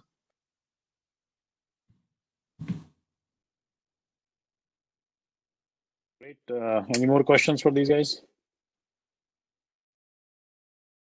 Okay, so the next team is team 12, again, Sailboat project. And Stephen, can you put up your slide?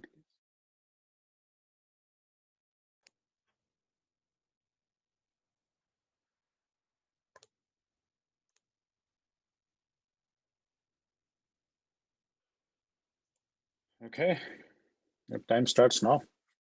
Okay, so I am Arya. I'm here with Steven, and we also did the modeling control of a sailboat. So we're going to talk about the goal of the project and the related work that's already been done, and then how we control the sailboat with our equations of motion and our PID loop, and how that's incorporated into Simulink, and then a quick video showing results and areas that we can improve on. So the goal to model a sailboat using wind as the primary driving force and a PID loop to make it travel on a straight line. There's some other work already done by this, which other groups have mentioned, and we primarily use the one by J. Mellon. From there, most sailboats have 6 degrees of freedom. In order to simplify ours, we use 3. So we remove the pitch, roll, and heave capability. This left us with the rudder and sail used to control the sailboat, giving us yaw, surge, and sway as our 3 degrees of freedom. From there, we're able to get 5 parameters to define its position and trajectory. Our position on an XY plane, orientation with theta, velocity with V, and then angle of rudder and angle of sail as delta R and delta S, respectively. Those 5 parameters are then implemented into our equations of motion using different lift and distances for the boat they're found in our Matlab parameters file. This allows us to go to our actual forces on the sailboat.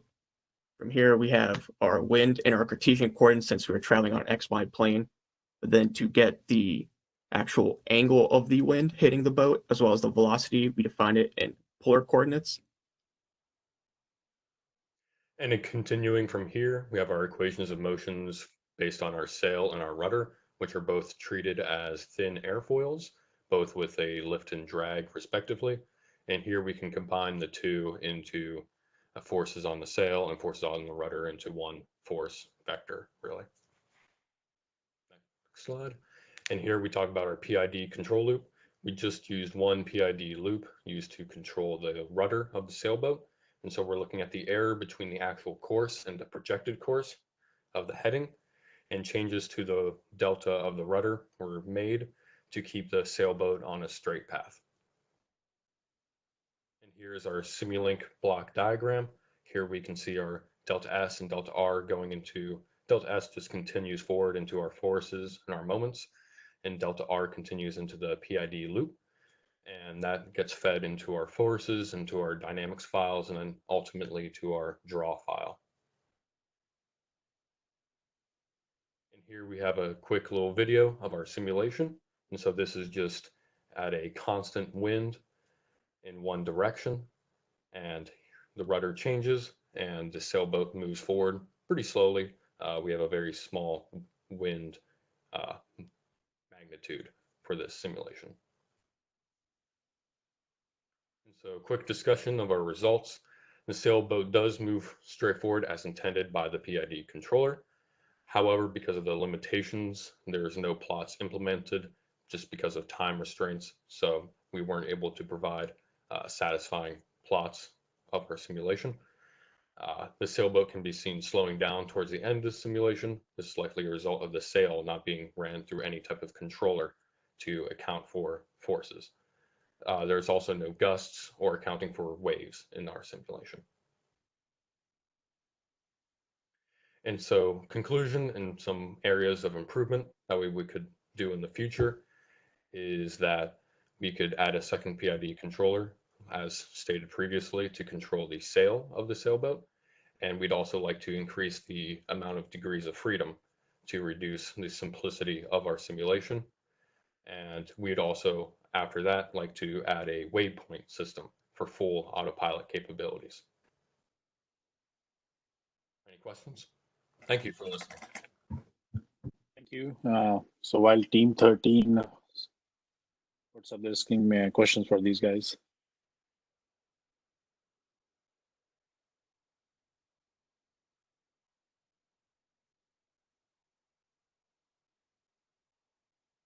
So what was your PID controller? So it was just controlling the heading. Is that the objective of the PID controller?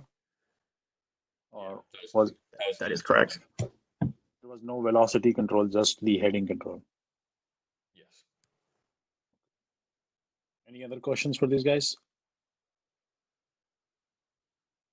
Okay, let's move to the next presentation. Again, Sailboat project by Conrad and Ethan. Guys, your time starts now. Hi, we did a sailboat as well. We'll go kind of quickly through the mathematical model of it and focus mostly on the controller since we've gone through the model so many times. Our basic goal is to make a sailboat that can track any waypoint that we give it.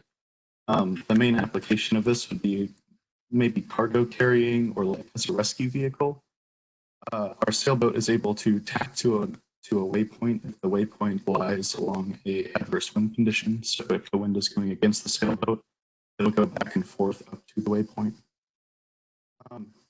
The main contribution we have is work by John Mellon, like everyone else has. We made a compact Matlab Simulink project, which implements his ideas into an autonomous sailboat that can travel between waypoints. And that's basically saying the same thing. So here's the model. You've seen this before, but this is the basic dynamics of the sailboat. You'll notice there's nonlinearities in the dynamics here, which will be important later. We have two forces that are acting upon the sailboat that we can control, which are the sail force and the rudder force. These are shown by GS and GR. And then this is just giving a basic explanation of how our wind and our reference frame works. So we controlled the rudder of the sailboat and the sail, but the sail is more of an automated process and the rudder is an actual control loop. And we actually used a sine loop instead of a proportional or proportional derivative controller. We thought it'd be interesting to use a different kind of controller. It basically works the same as a proportional controller, except it uses a sine curve instead of just a proportion. Our objectives are, as we stated before, go between waypoints and try to track different waypoints. John Mellon's work tried to stay along prescribed trajectories. Ours will just track a waypoint. It doesn't try to follow any specific line because we're focused more on cargo capabilities and he was focused more on scanning the ocean floor. So he needed to stay along certain lines. Here's our basic file. Up here is where you would input your waypoints. That's it's a parameter. And then this is our basic Matlab function. We have our wind block, which interprets the wind that we put in. The wind is completely variable. You can change it however you want. We have our autopilot, which implements our sine controller, and then our forces and moments block, dynamics block, and then everything that drives it. And then this is a scaled down version that we made, which does all the same things, but we basically put all of the functions that aren't the dynamics file into the forces file, just because it looks better. This is our outer control loop. Under nominal conditions, when it's going with the wind, it'll just go straight towards the waypoint. And if it's going against the wind, it'll tack along the wind until it reaches a point where it can sail directly towards the target. And I'll show you a video of it doing that real quick. This is at about 4 times speed because we are using 1 meter per second wind conditions. So right now it's tacking back and forth. You'll notice how Matlab will freak out every once in a while and spit out really crazy values as it tries to converge. We think this is a result of our forces being nonlinear and not choosing the correct solver, but we're not really sure. But yeah, right now the sailboat is tacking back and forth along this line. It's trying to go from 0, 0 to 100, 0.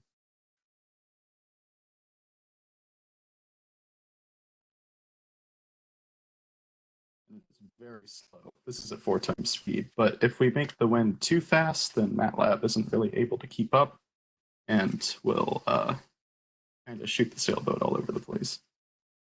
So now it's reached that point and it's going to sail up directly.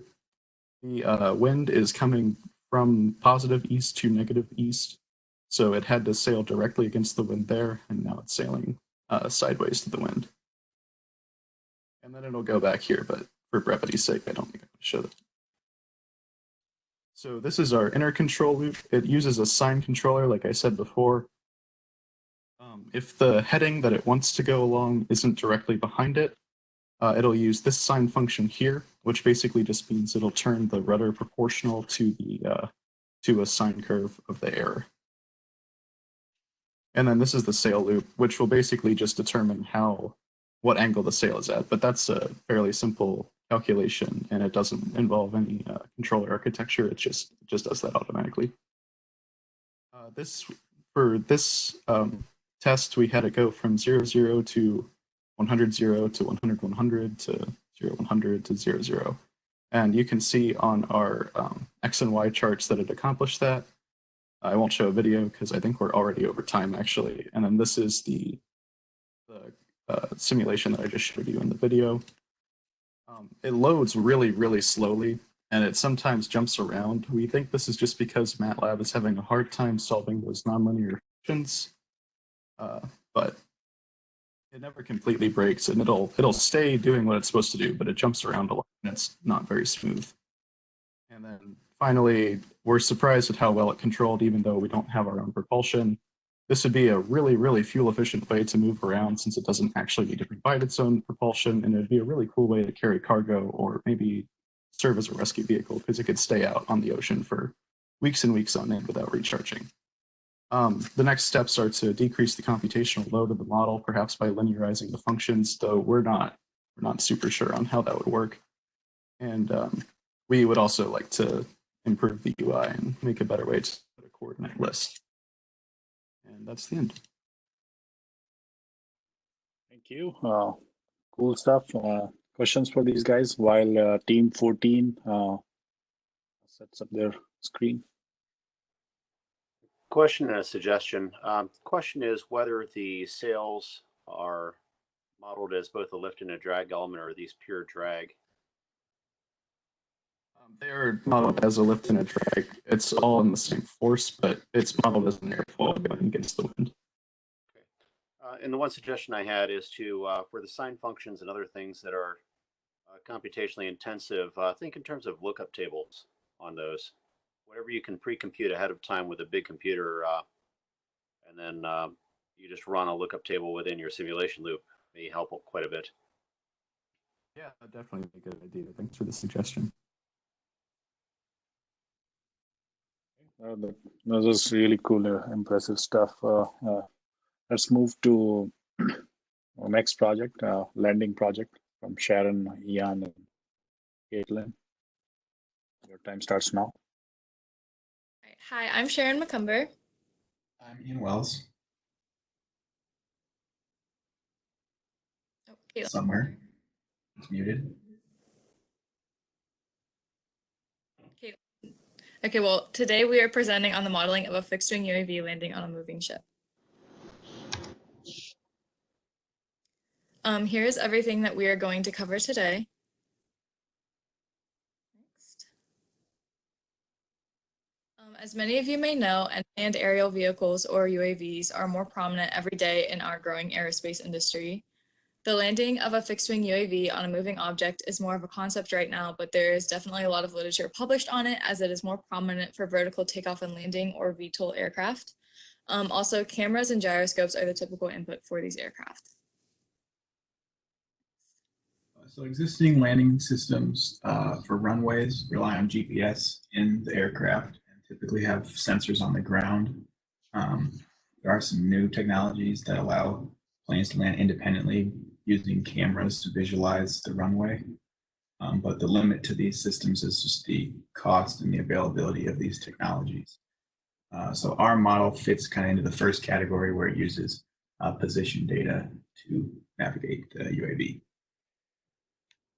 So this project used models from 3 previous assignments, the first of which being a fixed-wing UAV. The equations of motion for this model included static, dynamic, and control stability derivatives, as well as a nonlinear lift and drag model. We used a submarine model, and those equations of motions incorporated Coriolis, centripetal buoyancy, and gravitational forces, as well as hydrodynamic dampening and nonlinear drag force. And lastly, we created an autopilot function for the UAV, and some of its controls included airspeed with throttle control and altitude with pitch control. So to create this model, we combined the Simulink files from the submarine and UAV into one diagram, and we modified the autonomous underwater vehicle equations and motions to model a vehicle that sits on top of the water and not submerged underwater. And we added a landing section to the UAV autopilot function and replaced the user inputs to the autopilot function with inputs calculated from the ship states by implementing a pursuit guidance function. So the goal of the pursuit guidance function is to get the UAV to the ship in the quickest way possible. So it uses the position data to calculate the line of sight vector, which is used to command the pitch and course angle of the UAV. Here is some more of the control architecture that we used. These gains are for tuning the aircraft and are the values we found to best achieve steady flight. This is also one example of a PID loop for altitude hold using pitch. And our new pursuit guidance function finds the distance between the UAV and ship with 2 angles previously mentioned, theta line of sight and chi line of sight. So this is a screenshot of our Sailboat.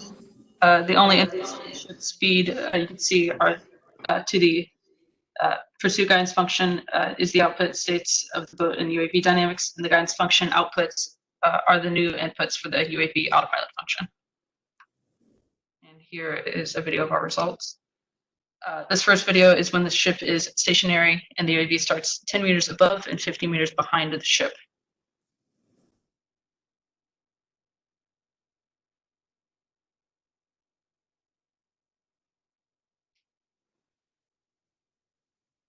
And this is the same scenario, but with the boat moving at 5 meters per second. And in real experiments, UAVs are caught with nets, so as long as the UAV makes contact with the ship, it's within an accessible range.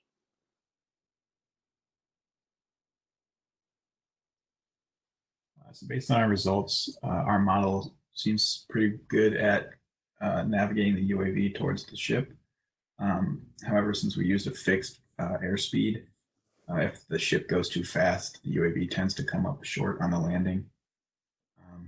Some other assumptions were no wind and no waves, so this also limits our results a little bit.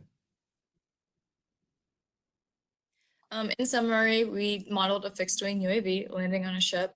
Future work would involve fine-tuning landing, implementing more realistic airspeed control, and including a larger range of situations for automated landings.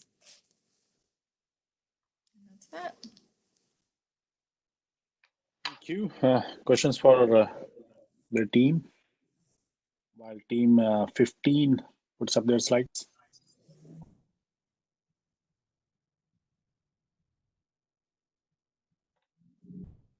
Could you quickly talk about what was the input for the UAV to see where the ship is? So this is a screenshot of our Sailboat. The only input speed you can see are to the pursuit guidance function is the output states of the boat and UAV dynamics, and the guidance function outputs are the new inputs for the UAV autopilot function. And here is a video of our results. So the Matlab function stores the position data of both the UAV and the ship, and it just measures the difference between those values, basically. I see. So it was prescribed before the simulation started. Yeah, in the case of the stationary ship, if the ship is moving, obviously it's updating on every iteration. Okay, thanks. Thank you. Okay, thank you, folks. So now we have a Sailboat project again by Adrian, Cameron, and Thomas. Your time starts now. All right, thank you. So like Dr. Farmer said, so this is Sailboat controlled by an autopilot by Aiden, Cameron, and McCarty, and I'm going to go through these slides. So our contents include our introduction, background work, contributions, problem formulation, our control objectives, the simulation setup, some results, the discussion, and some conclusions. So introduction, so basically using wind to power boats has been around for a very long time. You can see a little example there of 5,000 years ago, but comparatively autopilot's a very recent development. Commercial autopilots exclusively manipulate hydrodynamic forces on the boat using the boat's rudder, while our controller is focusing more on both using hydrodynamic forces and aerodynamic forces. So some background work. One of the things that the other groups reference is the John Malin PDF that we were shared, and then we also had another research through Theopil, Razuska, and some other websites getting additional background information. Contributions. So we wanted to show that a sailboat can be automated to sail to a single point and self-correct on its course. We showed that the sailboat model uses both hydrodynamic effects of the rudder and the aerodynamic forces on the sail, like we discussed, and that the controller operates the sail to maximize the velocity of the sailboat given the current wind conditions. So these are the equations of motion as well as the forces on the sail. And then also on the left here, you can see our equation or our variables pictured on our sailboat along with the true wind and how that's calculated with the parent wind. So our objectives were to create a controller that could use both the rudder and the sail. The iterations of our dynamics file were used like a loop. So we rewrote our delta R and delta S with each pass through the dynamics file. These rewrites would approach the desired value within a few iterations. So basically we're using a simple PD controller, just estimating error over and over. And then the if statement pictured controls the speed of the sailboat. We wanted to be able to stop when we came to our desired destination. And so we essentially furl the sails and turn off the force on the sails so that the sailboat can come to a complete stop at its destination. Our simulation was set up using Matlab and Simulink. As you can see here, there are 4 inputs to our simulation. So you have the current wind conditions in the north and in the east, and then the desired heading and the total distance that you want your sailboat to travel. And these feed into our dynamic file, which include all of our calculations, and that feeds into the draw file that we have here. So here you can see a brief video. The sailboat is going to first change heading, and then it is going to change wind conditions. And you can see that as the wind conditions change, the speed of the sailboat changes as our sail adjusts for velocity, but the heading does not change because our rudder can adjust for changing wind conditions. These are some simple plots that we derived out of the diagnostics file. So this is one area we wanted to expand, but we couldn't figure out in the time that we had. These are some simple plots, basically just showing our theta as a function of time and then our total distance as a function of time. So as seen in the video, like I said, the sailboat is able to turn to several desired course headings, changes the delta R and the delta S. It maintains the course through changing wind values, and it travels for the total distance. And then at the end of the video there, you can see that it came to complete stop once the distance is traveled, and that's through our little use of a furling of the sails.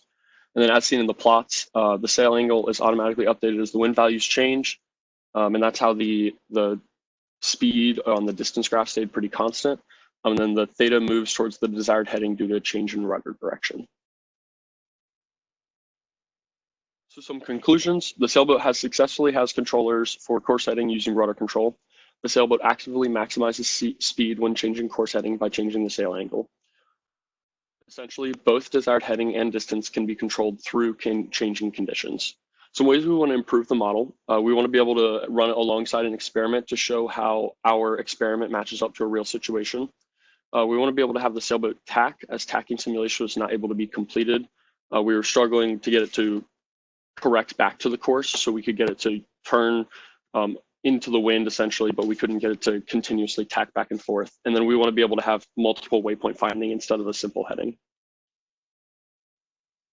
These are just some of our references, and that is it. Any questions? You guys, questions for the team? Quick I question, have you a guys- question. Sorry. Go ahead. So you had this function, theta as a function of time. So I'm assuming that there is a like a desired fixed desired heading direction. However, the actual theta, it would go up and again dip. So I'm assuming that that you mentioned that that's the influence of wind change, right? So were you, I mean, that graph, was it plotted as a function of time, or were you also mentioning like what was the wind, how was the wind changed as a function of time? Yeah, so the wind could be changed as an input. And basically what we were trying to say there was that the theta is your current course heading, and the theta will adjust towards your desired course heading by using the rudder, and that the sail adjusts in time with that to continuously maximize the speed of the sailboat, because we found that the sail was more related to the speed while the rudder was related to the course heading. Okay. I have another quick question, and just let us know if you haven't done it. You said that you took into account hydrodynamics, so you took into account buoyancy and drag, which the sailboat would experience as it's moving?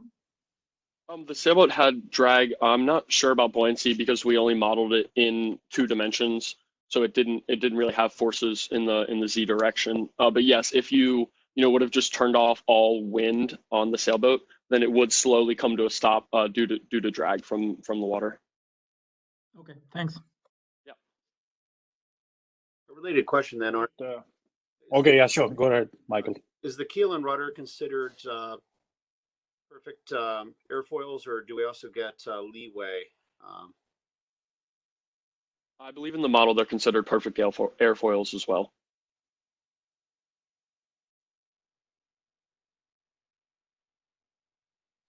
Okay, thanks, guys. Let's move to team 16, sailboat again.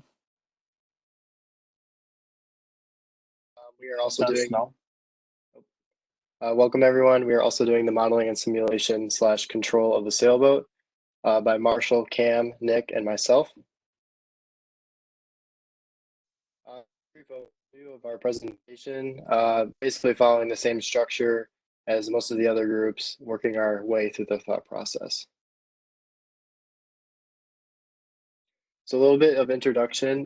The objective was to model and simulate a sailboat with varying wind speeds and directions.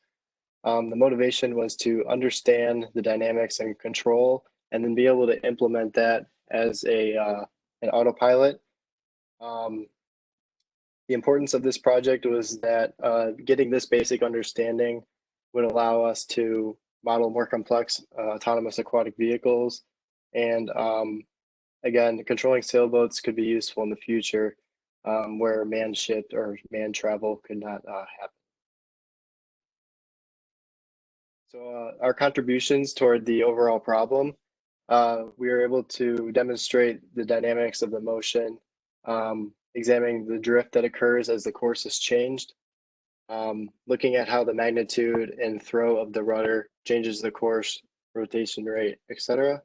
And then analyzing how the wind affects the rotation rate as the course is changed as well.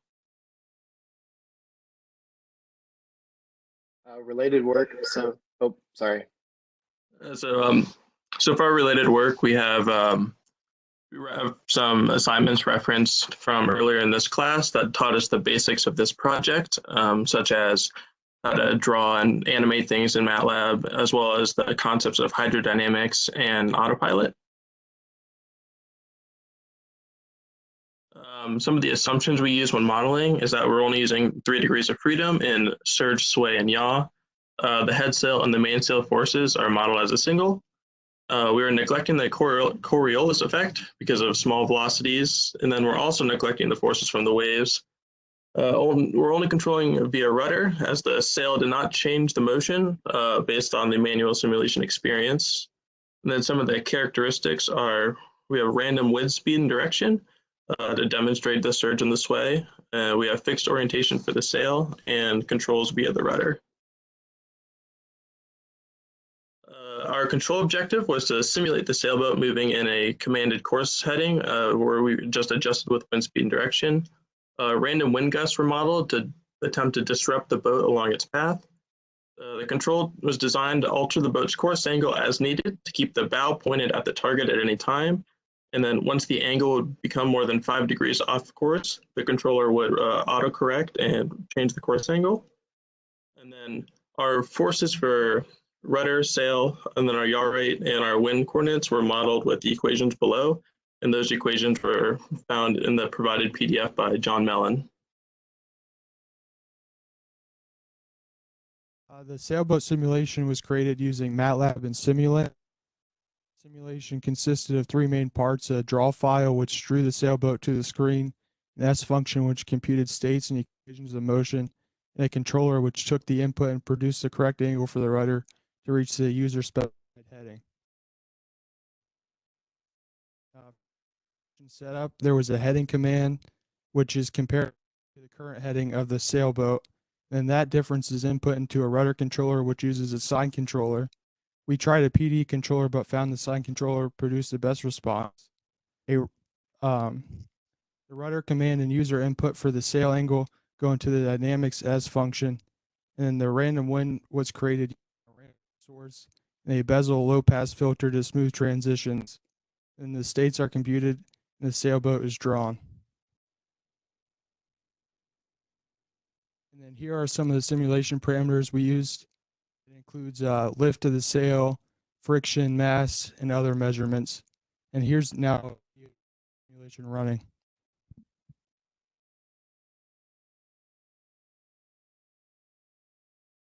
You can see as we adjust the commanded course, the rudder moves to reorient the boat in that direction. And then once it's within that certain threshold of 5 degrees, it then recorrects the motion so it can continue in the commanded direction.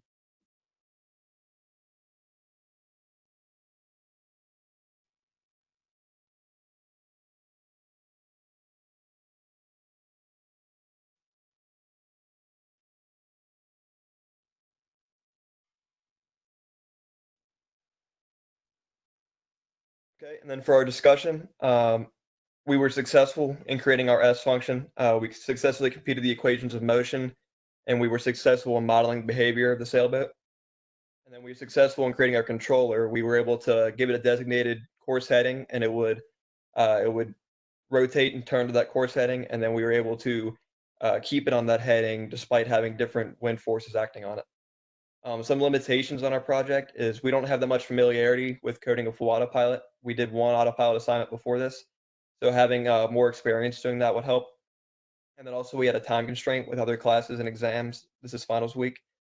And then just unfamiliarity with dynamics of sailboat motion. This is our first time working with a sailboat.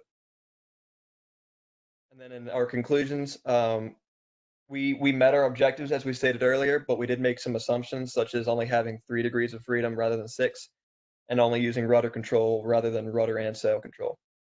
We also neglected pitch and roll motion from the waves.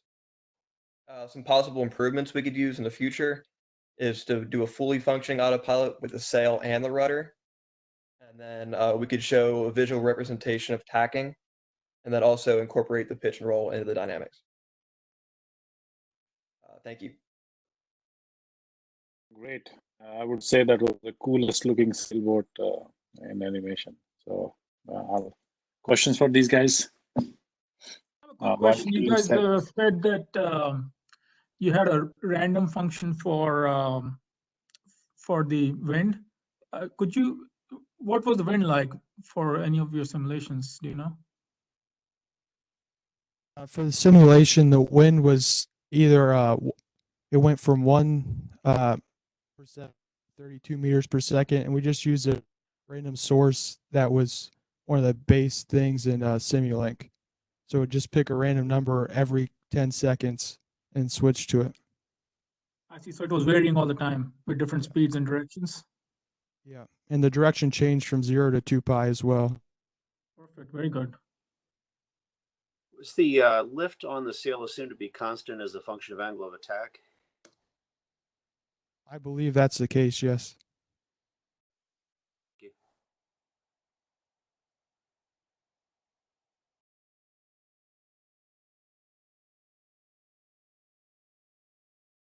Let's to the next project. Again, Sailboat by David, Dylan, and Elizabeth. Time starts now. Hi, this is David. As you said, we did modeling and simulation of a sailboat. And so these are just some of the topics that we're going to be covering during this presentation. So quick introduction. Sailboat side vehicles are very favorable for unmanned surveys, so going very deep into the ocean, and that's primarily because it's energy efficient. It only uses wind power, so you can travel very far on a short amount of energy. So manually controlled sailboats are difficult to maneuver, and they don't always take the optimal path to a specified location, which is what makes autonomously controlled sailboats so crucial for future exploration, because they can use a PID controller to efficiently navigate all the wind conditions. So our problem statement is that we want to model and simulate a sailboat that will autonomously travel using only wind power and manipulation of the sail or rudder. And we want to make that travel to specific waypoints on its path. And so these are just some of the resources that we use to get background knowledge, parameters, equations of motion, and some insight in terms of how we were going to get an output and use the PID controller. Our initial setup is based on one of these resources. So as you can see, this is two-dimensional. We made our model a three-dimensional sailboat. However, we only had it acting in two directions. We had it acting in the north and east directions. We made some assumptions that there were no forces in the z direction, such as buoyancy, currents, and waves.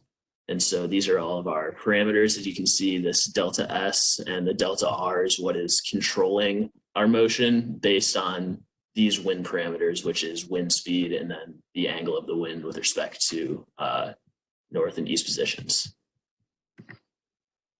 Our modeling objectives, we found that there would be 5 states of motion: the X position, the Y position, heading angle, velocity, and then the rate of rotation. They're governed by these equations, which we found in one of our resources. And some assumptions that we made for this is that our simulation is two-dimensional, as I said before, and that our sailboat is starting from rest, and therefore it will only move if there is a wind applied. In terms of control objectives, what we would like to do is we'd like to control the heading angle through a designated waypoint. And so we'll start by entering the coordinates of that waypoint. It will calculate the optimal heading angle theta that we want the sailboat to follow. And then what the control loop does, it maintains a constant trajectory by modifying the sail and rudder forces so that ultimately it will reach that waypoint and go through that waypoint. Then lastly, this is our Simulink file, which sort of shows a block diagram of how everything is happening. So the forces and moments file is calculating our force due to rudder and our force due to sail, which are then being inputted into the dynamics file. So then the outputs from forces and moments and sailboat dynamics go back into our PID loop, which adjusts these delta R and delta S's. As you can see, there's also 4 wind forces: the steady in the north direction and the east direction, and then the gust in the north and east direction. And ultimately, this is going to output into our draw sailboat file, as well as a data file that we're going to use for plots later. And now Liz is going to explain our results and outputs. So for our outputs, we had our sailboat starting at the origin, and then we used our controller to dictate the heading angle based on a waypoint that we chose for it to go through. So we'll show you a video based on that.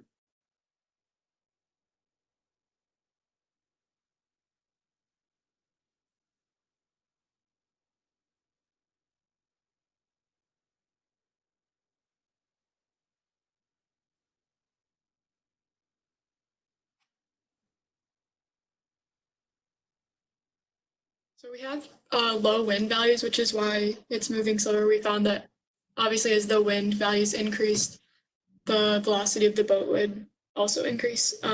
So we chose the point of 150, and our graphs will show that it does go through that point. It does not stop at that point, but that's just, we just didn't have enough time to do a stopping criteria. But so these are our graphs for with and without the PD controller. You can see that they're reacting very similarly.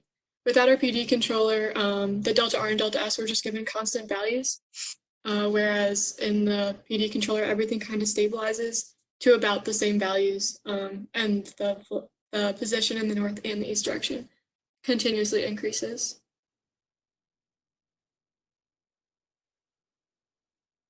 So given the time frame and the scope of this project, we're happy with the progress we made. Like Professor Sharma said, given the 2 weeks and the amount of time we put into this project, we wish we could have had a little bit more time to hopefully, like I said, provide that stopping criteria and have it stop at a given waypoint, or follow more advanced waypoint structures. But we learned a lot from this project, so we actually understood the expected equations, and we're able to see that our boat was doing what we expected or when it wasn't doing what we expected, and we were able to modify our code based on that. And then we also learned a lot about debugging, and that this is an essential skill for any programming language, especially Simulink, when it comes to modeling all of these advanced structures.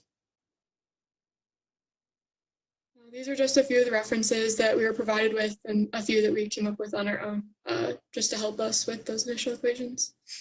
Thank you so much for letting us present our project. If anyone has any questions, we'll be happy to answer those. So questions, please. Team 18 can start their screens. Just in case if you guys lose connection, because this meeting was scheduled 11:55, you can use the other link that I just gave, or I can email if we lose it. I don't think we're going to lose it. But... Questions for previous team? So there were no, you had gust in it, but I saw in your simulation the gust values were 0, so you were not simulating any gust, right?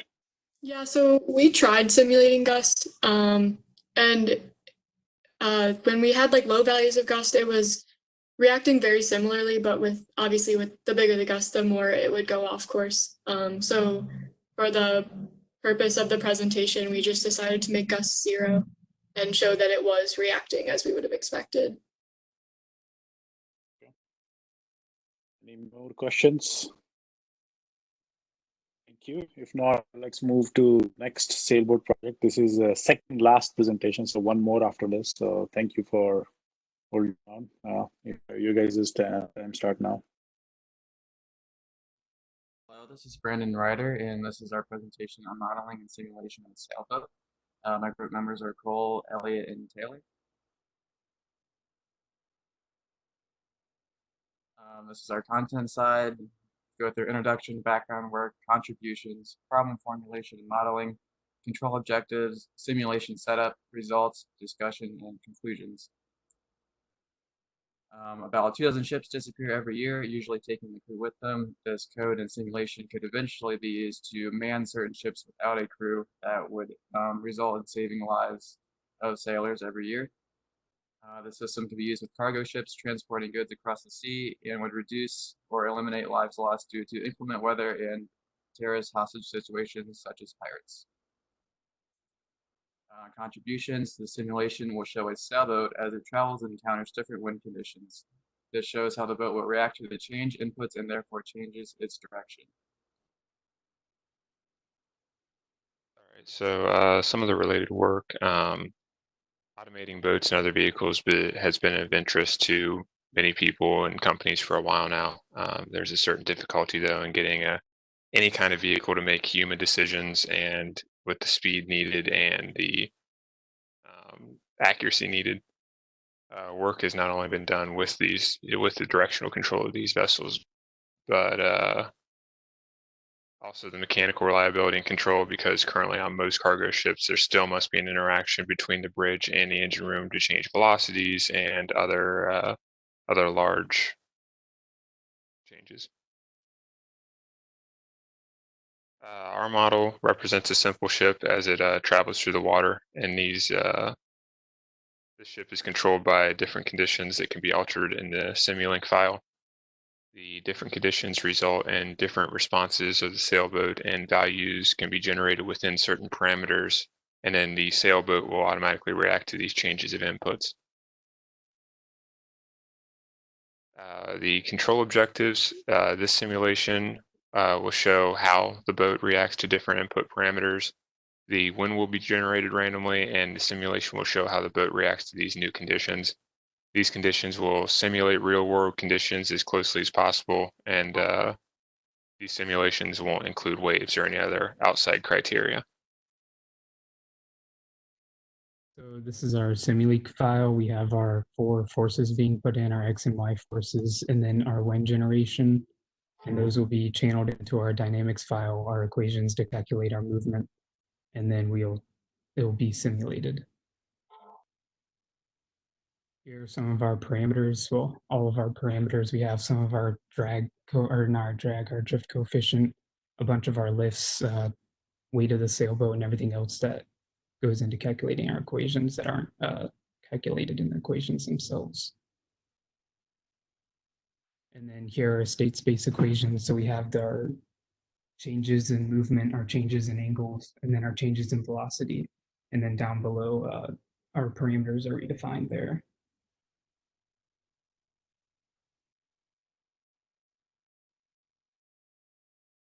Hi, this is Taylor Reinhardt, and here is a video of our simulation. It will show that as wind is applied to our boat, it corrects itself and goes back straight.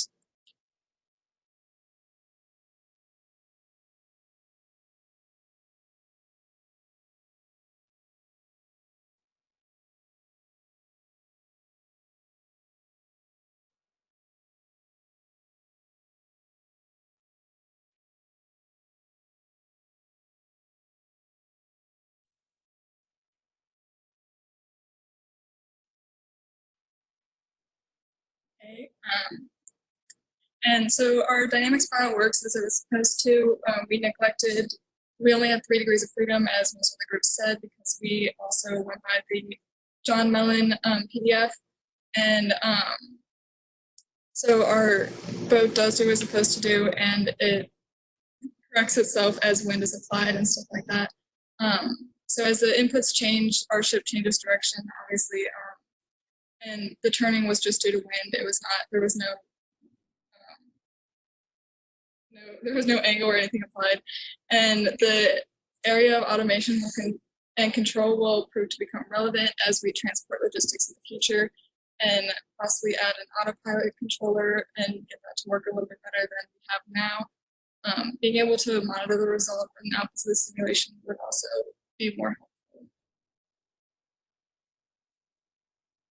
This project shows how the future of shipping could proceed as automation and remote controlling larger and larger vehicles is becoming more common and more desired, and it could reduce the possibility of human injuries and fatalities, as we mentioned earlier, due to how many ships get turned over by waves and stuff like that. So thank you. Does anyone have any questions? Thank you. While the last team puts up their slide, questions for these guys.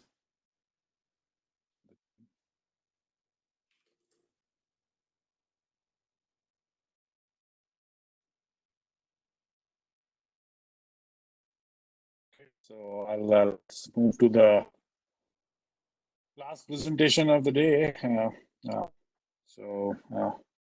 See, and Daniel, your time starts now. Hello, everyone. My name is Daniel Prokopius, and my teammate Macy and I did landing a fixed UAV onto a boat. Move forward. Okay, so the objective was to land an unmanned aerial vehicle UAV onto a moving boat. This has many real-life applications, such as in stormy or very rough conditions, an autopilot could be used to automatically land the plane safely if the pilot is unable to. And while there have been some methods of autonomous landings implemented in real life, it's rarely used because there are many errors that could occur during an automatic landing, and these errors could lead to fatalities and crashes of airplanes and boats. When we approached this problem, we knew we were going to have to learn the theory behind how the plane tracks another object, as well as create the draw files for both the plane and the boat that would animate at the same time. To do this, we used both code from past assignments that we had done, as well as creating some new code for this purpose. So we started out doing some online research of our own to figure out the theory behind the problem. We found a lot of practical implementation and how more complex problems have been done, but it didn't help us to understand how to model the problem correctly in this scenario. So then we talked to the professor, and he gave us some examples of equations of motion that could be used to define the roll, pitch, and yaw angles necessary for the plane to land. Here you can see the models that we put together for our boat and our plane. We just used simple vertices and faces in Matlab. It was also at this point that we decided not to model the forces of water and air during the simulation because we were trying to do a simple attempt at this. And then here's an example of our dynamics file used for the boat. On the right picture are some of the equations of motions matrices that calculate how the boat was supposed to move in the water. And on the left is an example of the dynamics file running. It does show that we were able to get the boat to move in a straight direction at a constant speed. However, during the actual simulation of the model, we weren't able to get the autopilot to correctly read the boat's velocity, and so it kept coming up short. So we ended up using a stationary boat for our modeling purposes. So the theory of tracking the boat is broken down into tracking the three parameters of airspeed, pitch angle, and course angle. And as these three parameters come in line, the plane descends in height to land.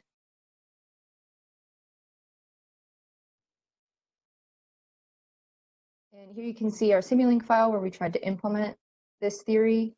On the right is the autopilot file we made for a previous assignment, but for the inputs, we have the boat dynamics and the plane dynamics going into our input adjustments file that finds the error between the two dynamics and adjusts accordingly so it can land.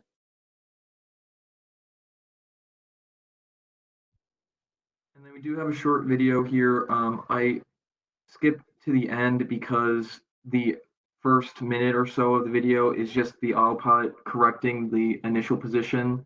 And here at the end, you can actually see the plane reaching the boat and intersecting with its front end.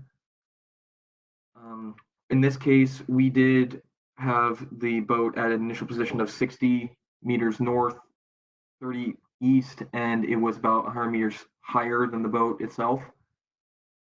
And then here is a little bit of a closer up of its tables. It did manage to converge itself and land on the boat itself, which we felt was a success.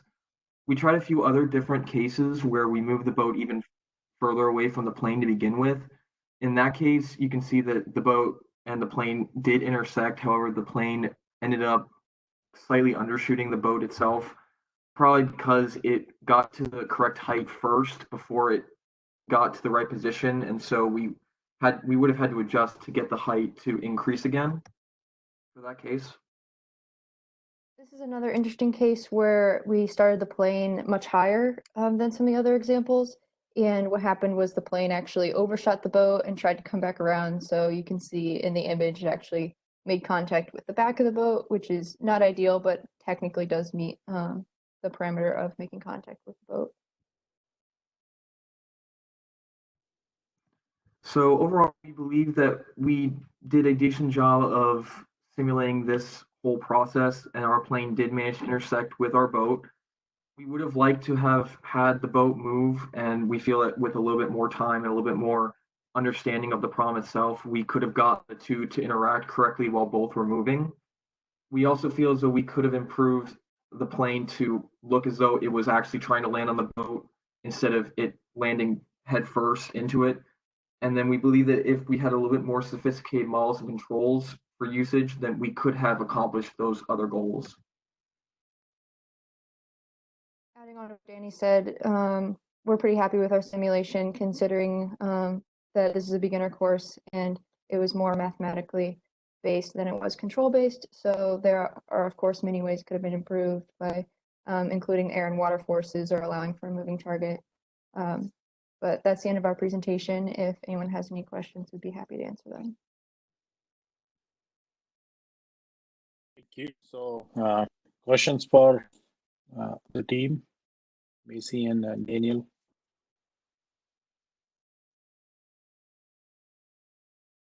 By straightening out, the term here, straightening out on landing, does that imply that the longitudinal axis of the UAV ended up parallel to the axis of the vessel?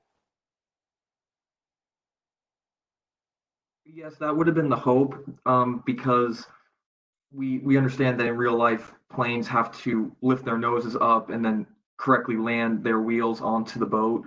We couldn't figure out how to get the plane to understand that it had to accomplish that to land parallel to the boat itself. But we feel as though if we had more accurate modeling software, we would have been able to accomplish that, and a little bit more time would have made that a little bit more realistic.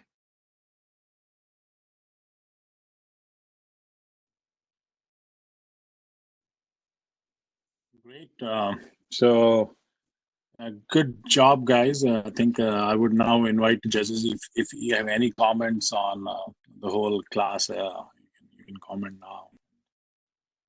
I think we don't have any more presentations, so I would thank you all the judges for taking time, all those students to work. Like, life changed once we went to remote, but I think we kind of saw some advantages, some disadvantages. Because of remote now, I realize I can help students on Saturdays, also Fridays, Sundays, and so we had more outreach, more discussions. I think, but students did a great job in this challenging time. They were able to communicate with each other, work in teams. So I think that's pretty awesome what they have achieved. So any comments from Prashant, Krishna, Michael, and team? I think everyone did a very good job. Kudos to all and the instructor as well. Yeah, I agree with Prashant. It's great presentations by all your students. I'm very impressed by how the class handled the challenges that you gave them. I feel the topics themselves are extremely relevant, and there's a lot we can do with all three. Particularly impressed with how well they did given the upheaval in their lives, academically and personally. It's been a tough time for all of us, and they still produced some fantastic work. And I do understand this is finals week, and good luck to everybody. Stay safe. Good luck, everyone. Thanks, Michael, and everyone from Navy to coming and joining us. And students, don't forget, when you get over with class, please go and fill the online course evaluation. It's very important for us. And we will be, once I get all the feedback from judges, I will announce the awards, and maybe by tomorrow morning or something.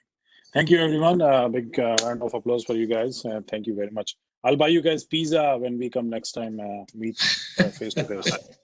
Okay. Thank you, everyone. Thanks. Yeah. Thanks, guys. Thanks, everyone. Have a great day. Bye.